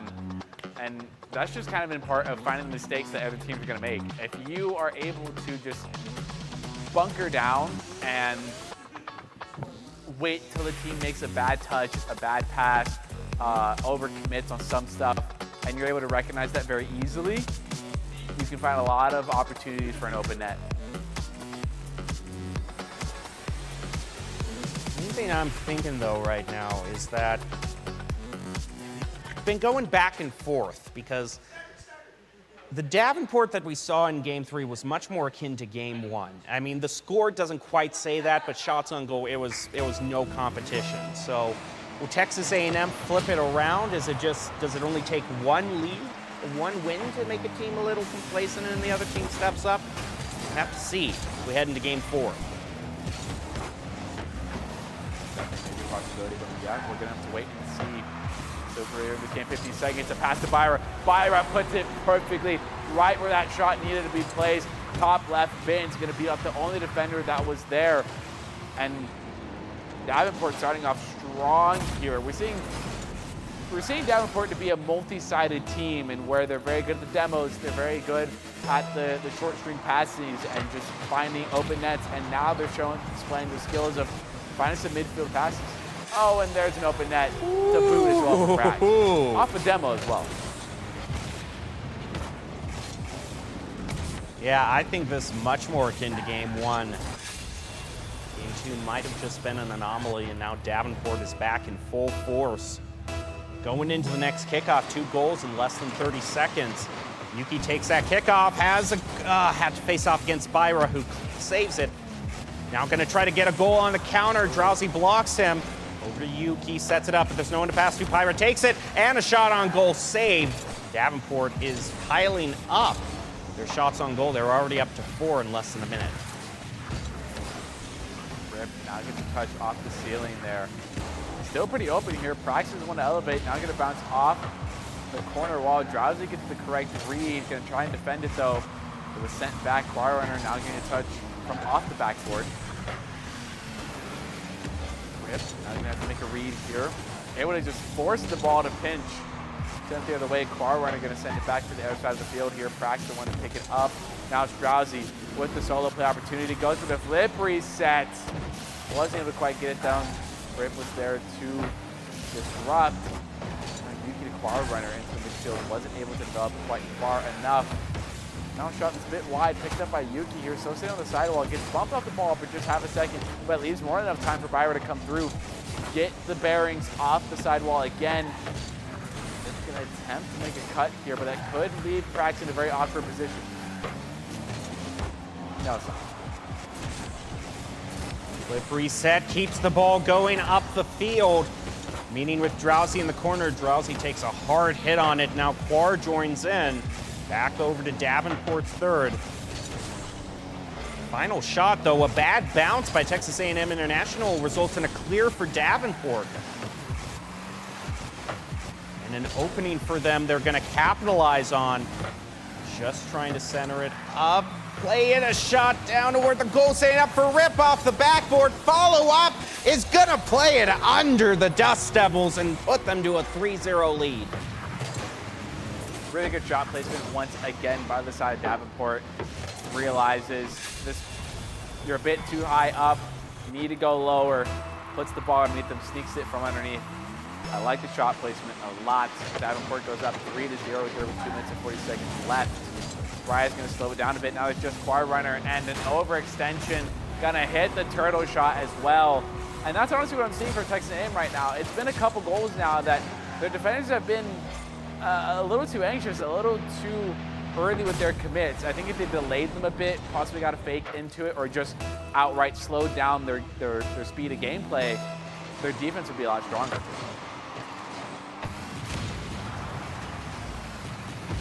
Yuki gets a demo, start things out. But there definitely is, there's something wrong when he just gets a shot on goal, but I was about to say there's something wrong when the only things in your activity feed are 2 demos. I mean, it's not even the fact that there's more shots on goal for Davenport, it's just there isn't anything coming out from the Dust Devils right now. I think they got 4 shots on that. But yeah, they have nothing else really besides the name. There could be another goal. Beautiful hook shot. Way to keep it short, way to keep it simple here. And this is what I'm talking about, that multi-sided offense that we're seeing from Davenport here is when they're really activated, they sort of know when the opportunity presents itself of when we feel for something flashy, like a mid-air midfield pass, but also keep it simple of just a really straight, solid, strong hook shot. Yuki takes the ball up the field. Rip leaves it for Byra. One touch, going for a second, double commit by Davenport. Just trying to take it away from him, but they do find their clear.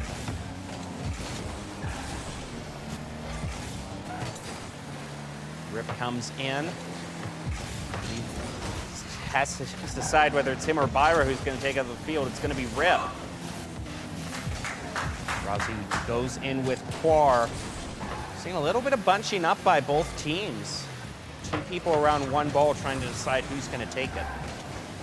I think 10 left in the game here. Davenport's still sitting at 5-0. This is the first time in a while that we've seen the ball not play into the corners for quite some time. It's playing into the midfield a little bit more.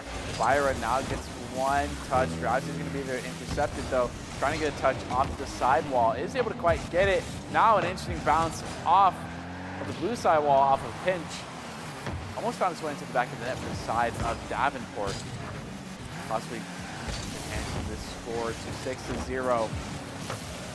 Gonna send that ball off the backboard. It's going to be defended. Now Drowsy going for a solo play. Going to be interrupted by Rip.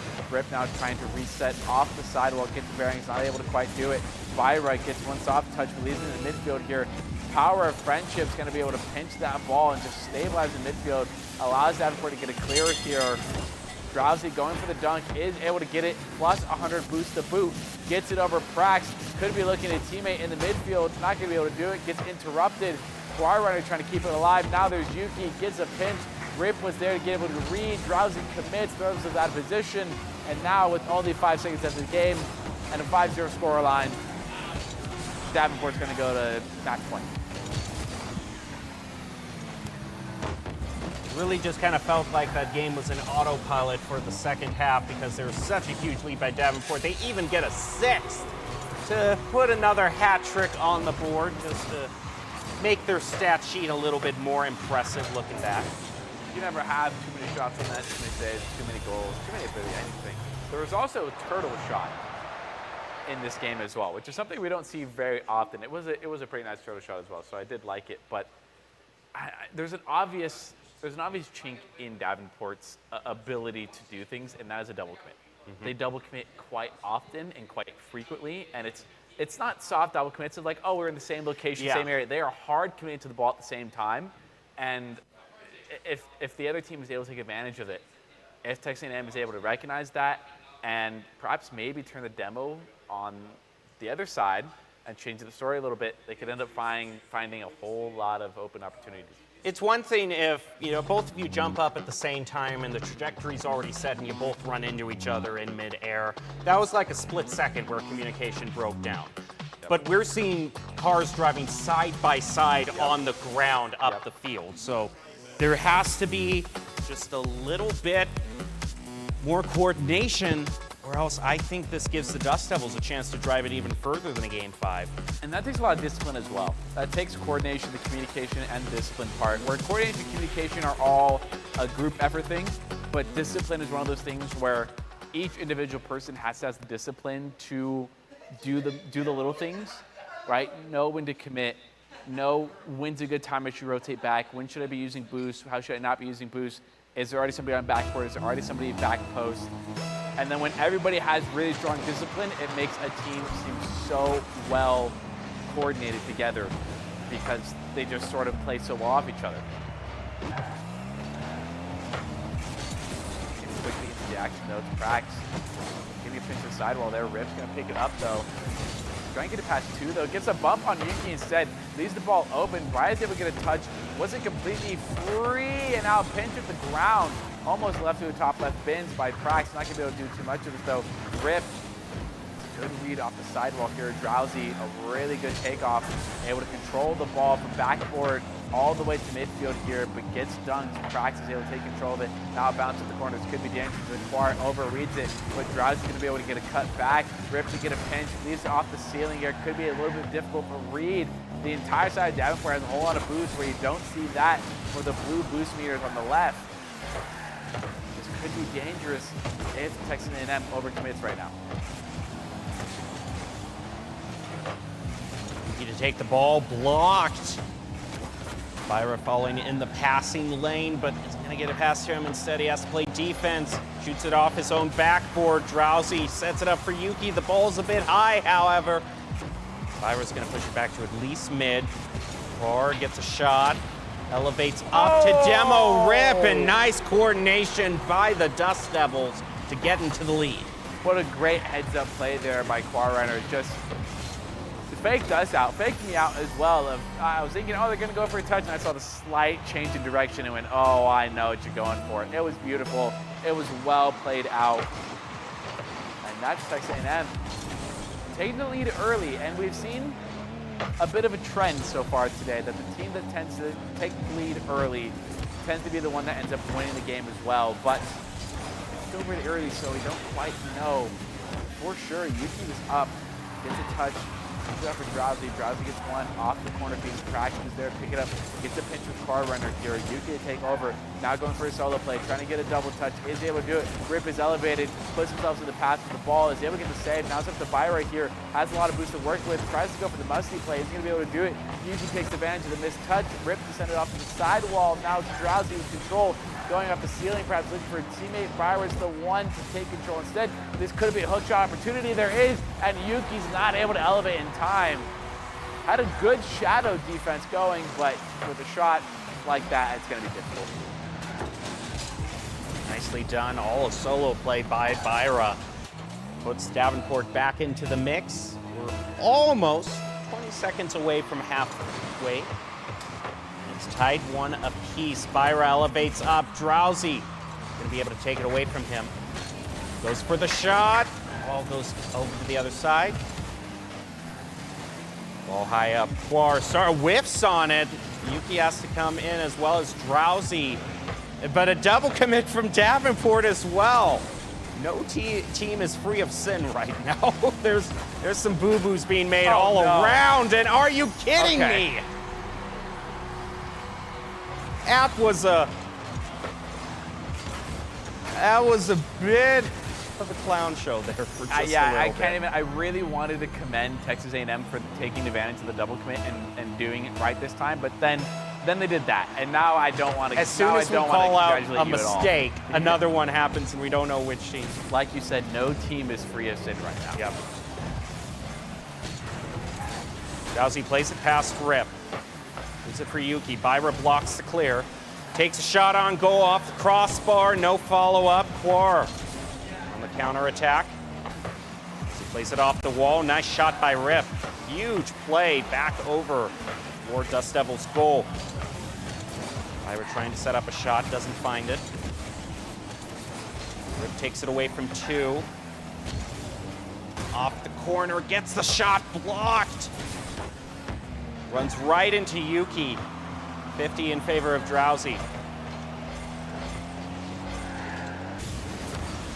teams seem to be stumbling a little bit here. We haven't seen any huge side control be brought out. It's been back and forth as they're trying to find people to pass to or plays to set up. But their shots are being intercepted back and forth. Runner, good backboard defense there. Right now the midfield a little bit open here. The pass to Rip back to break. Nope, not able to do it. Prax was just barely off of that shot. Now the midfield pass, now another double commit here. Now it's up to Byra. Has to elevate, gets the touch of the backboard there. Is good to get the read. Saves themselves in the environment of almost self-pass. Runner gets a touch, sends it to the corner there. The smart move, elevates as well. Gets a slight touch. I believe Prax got the boost as well. Now touching the midfield here. Yuki could find the advantage. Now pinch on the backboard. Yuki trying to get a read. Is able to get the touch. The wheels there. Byron now with some defense and a solid half commit jump there. I really love the use of that. And this could be an open net if Prax is able to get the read. Nope, there's too many defenders there. They're going to be able to block it out. Byron able to get a bit of a fake there. Now we're getting to less than 20 seconds here, and a great touch by Yuki. Leaving to the midfield here. Drowsy might be able to take advantage of it. Less than 15 seconds left for Davenport to find a goal and for Texas A&M to stay alive here. Yuki trying to get a touch now. A touch to Rip. Rip's going to slow it down, but it's not the right call. Runner was already in the midfield waiting for it, and that's going to be more than likely if Prax is not able to keep this up. Actually, guys, going to bounce off. Keeping it alive right now. Honestly, would he count them out? That could be the goal. Oh, no. What a way. What a way to not win that game. We have a casting colleague that often joins us here at NACE Star League, Artemis Rain, and whenever we're playing Overwatch, they often say, he who ults first, but I think you mentioned a little earlier today, it's he who scores first is the team that walks away from it. I'm not too much of a superstitious type, but it's been a pretty darn consistent pattern for this match. For today, it's been a pretty solid amount of evidence that we have that's been supporting this hypothesis we got going on of whoever scores first tends to keep the momentum on their side. And whether it's a mental thing for a positive correlation for both teams or whatever it is, maybe it's the Cosmos speaking out for whoever scores first. But that's just what you got to do. I tell my teammates right now, hey, like, no matter what, let's not get scored on, let's score first. Which is sort of like saying the way to win more games is to score more goals. You click heads, that's all you do. You click heads. But here's the thing, is that both teams were seeing double commits be brought out, missed passes. Things are, I would say that was probably the sloppiest game we've seen so far in terms of mistakes made by both teams. Yeah, definitely. That's exactly what I meant. That's exactly what I meant when we go back to, I think it was game 3, of the team that sort of sits back, bunkers down, and plays some solid defense is often going to find a team that makes a whole lot of mistakes. When you can see it and notice it, you're going to find a lot more opportunities, and maybe you don't need to see the mistakes when you take shots like that, Prax.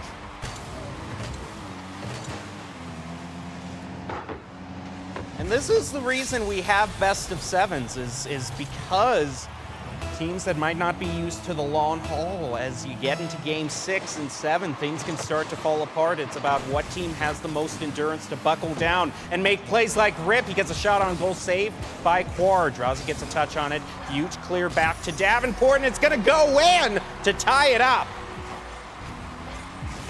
No words. I get it. Well, actually, no, yeah. We've all done it before. We've all done it before. You've got to shake it off. You have to shake it off. If you want any bit of a chance to stay in this series, you have to shake that stuff off, because if you let that sort of cloud your mental headspace, you're going to lose, and you're going to make a lot of mistakes more than that. To repeat myself, endurance. Yep, it's the biggest thing we talked about at the beginning of the series as well, is there's not a lot of teams at the competitive, the experience you need to play best of sevens, it helps you, because you don't get this opportunity a whole lot. And that is Rip making up for the missed goal here. And so far, pretty close in this game, it was Davenport the one that scored first. And they're managing to keep the lead, even though after a pretty critical mistake. Next kickoff doesn't quite go in favor of either team. Fresh on boost, though. Davenport follows up. It's blocked by Yuki. Ball in center. Byra gets the first touch. Plays off the wall. Demo. That was a hard shove into Quar. How is that not a demo? Now Quar, though, on the offensive, trying to take it around. Byra getting a soft touch here, managing to take control. Oh, and a beautiful pass, but it's just a bit too wide and a bit off tempo there. Not able to find the right sync, but this could be an opportunity unless Rip is able to get back in time. They are not. And that's a great job of Drowsy of sticking behind a second longer than you need to, and you're gonna find a lot of value from it. Great heads up play. 3:46 left. Was touched by Byra. Follow up Rip to center. But lots of time for Quar to get a touch. They're gonna wait for Quar and Yuki to get their touch. Drowsy tries to take it clear, then runs right into Byra in midfield. Demo onto Yuki, gives Davenport a bit of time to find their clear. Rip will take it off to the side, play off the wall. Byra moves up the wall as Rip tries to clear out the goal off the backboard and follow up. Not gonna find it, but the team coordination there was great. Solid reads by Yuki there to get some beautiful saves. Rip now getting a bit of a read off the sidewall here. He's going to get a second touch. Drowsy off the sidewall, or off the backboard. One touch off the ceiling on the ball. It's going to be cleared out by Byra. Missed touch of the backboard by Quar and Yuki to take over though. Rip now has to get a soft touch. Going to 50 out with Yuki. Then get a second touch off of Yuki. Byra to get over one. Only one in net. A bit of an air dribble. Quar Runner does a good job. Slow it down. Play your defense is exactly what they did. They beat the air dribble there. Byra gets a clear that goes high up the backboard there. Bit of a missed touch by Drowsy there. Now Prax with a lot of control. Goes for the musty, opts not to go for it, but gets the read off the crossbar. And now it's Davenport back up with the lead, 3-2. Yeah, better not to get too fancy and just get the goal when you can. The fake musty was excellent. I really liked that play. And it was a great use of your horizontal or your flip to push yourself back down, get to the ground faster to make that fake way more effective than it needed to be. Prax now gets a 50 with Yuki here. Byra trying to take control, get a better back pass here.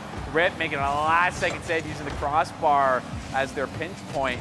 Byra now to get control, gets it over Quar Runner. Now staying in control here, trying to get a pass over to Rip. Yuki's the one to intercept though. Drowsy now off the sidewall here. And a little bit of boost to work with is intercepted though by Prax. Now to the Byra. Trying to find Prax in the midfield here. Off the backboard there isn't any follow-up. There was an attempt, but Yuki was on the backboard to clear it. Now it's Quar Runner. They may find an opportunity. The shadow defense isn't strong enough. Gets around Prax. Pinches it with the sidewall. And it's going to go to the other corner here, but they still have an opportunity to make up for it. They have the pressure and they have the boost to do it. Davenport is running low on that crucial resource. Quar pushes the shot over toward Yuki. Stopped by Byra midfield. Yuki keeps the shot going, and it's saved by Rip. Byra a bit of a slow shot towards mid. Yuki keeps side control for Dust Devils. Down to a minute and a small lead by Davenport. Demo on to Quar. 1 minute left now. Rip takes it to the corner. Two are waiting to find a clear. Byra block it, goes flying right over it. Davenport, their third man, is there, and a nice play by Byra to put an unexpected shot on goal. Drowsy will react to it, however. Davenport still holds on to a narrow lead. Oh, what a great flick here. The name of the game for Davenport right here is to maintain possession of the ball here. As the clock ticks down, you maintain the lead here. And while it's definitely uncomfortable, you've got to manage it. Byra now gets the pinch of the sidewall. Beat out Quar Runner here. It does get a bit of a 50 here. Prax doesn't want to pick it up. Now to beat out Drowsy. Not only beats out Drowsy, but gets the demo as well. Rip attempts to elevate, gonna opt not to go for it. Leave it to Byra. Byra now to quickly get back. Contests Quar Runner. Quar Runner gets the flick over one. A bit of a double commit, but I'd rather see that in that situation as the last second ticks down. It's Davenport that takes a series point. And they're the winners, and they're gonna move on to the next round. So both of the games here, not pushovers by any stretch of the imagination. It went to Game 5 in the first and Game 6 in the second, and Davenport will move on to the best of 8, but the round of 8, excuse me, but it's only the best 4, the winners in the round of 8 that move on. So one more game for Davenport, and they make their way to the playoffs, and best of luck to them on that. All right. We will have post-game content, though, to wrap everything up for the night. So we'll take a short break of a few minutes, leave you with the top 5 plays of the game by Mavics Gaming Chairs. Mavics, feel the difference. Then we'll be back post-game to wrap everything up. Don't go away.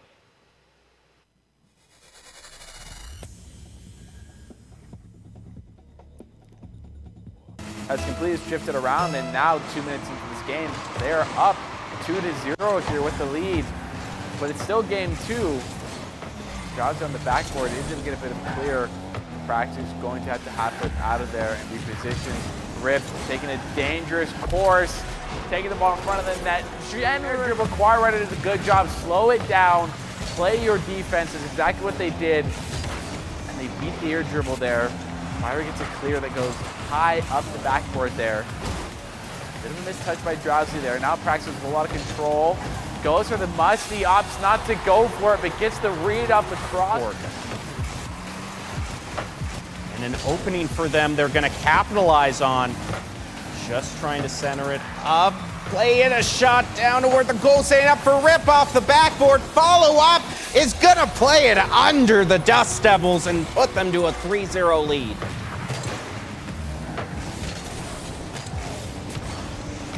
Pass to Byra again. Saved by Quar.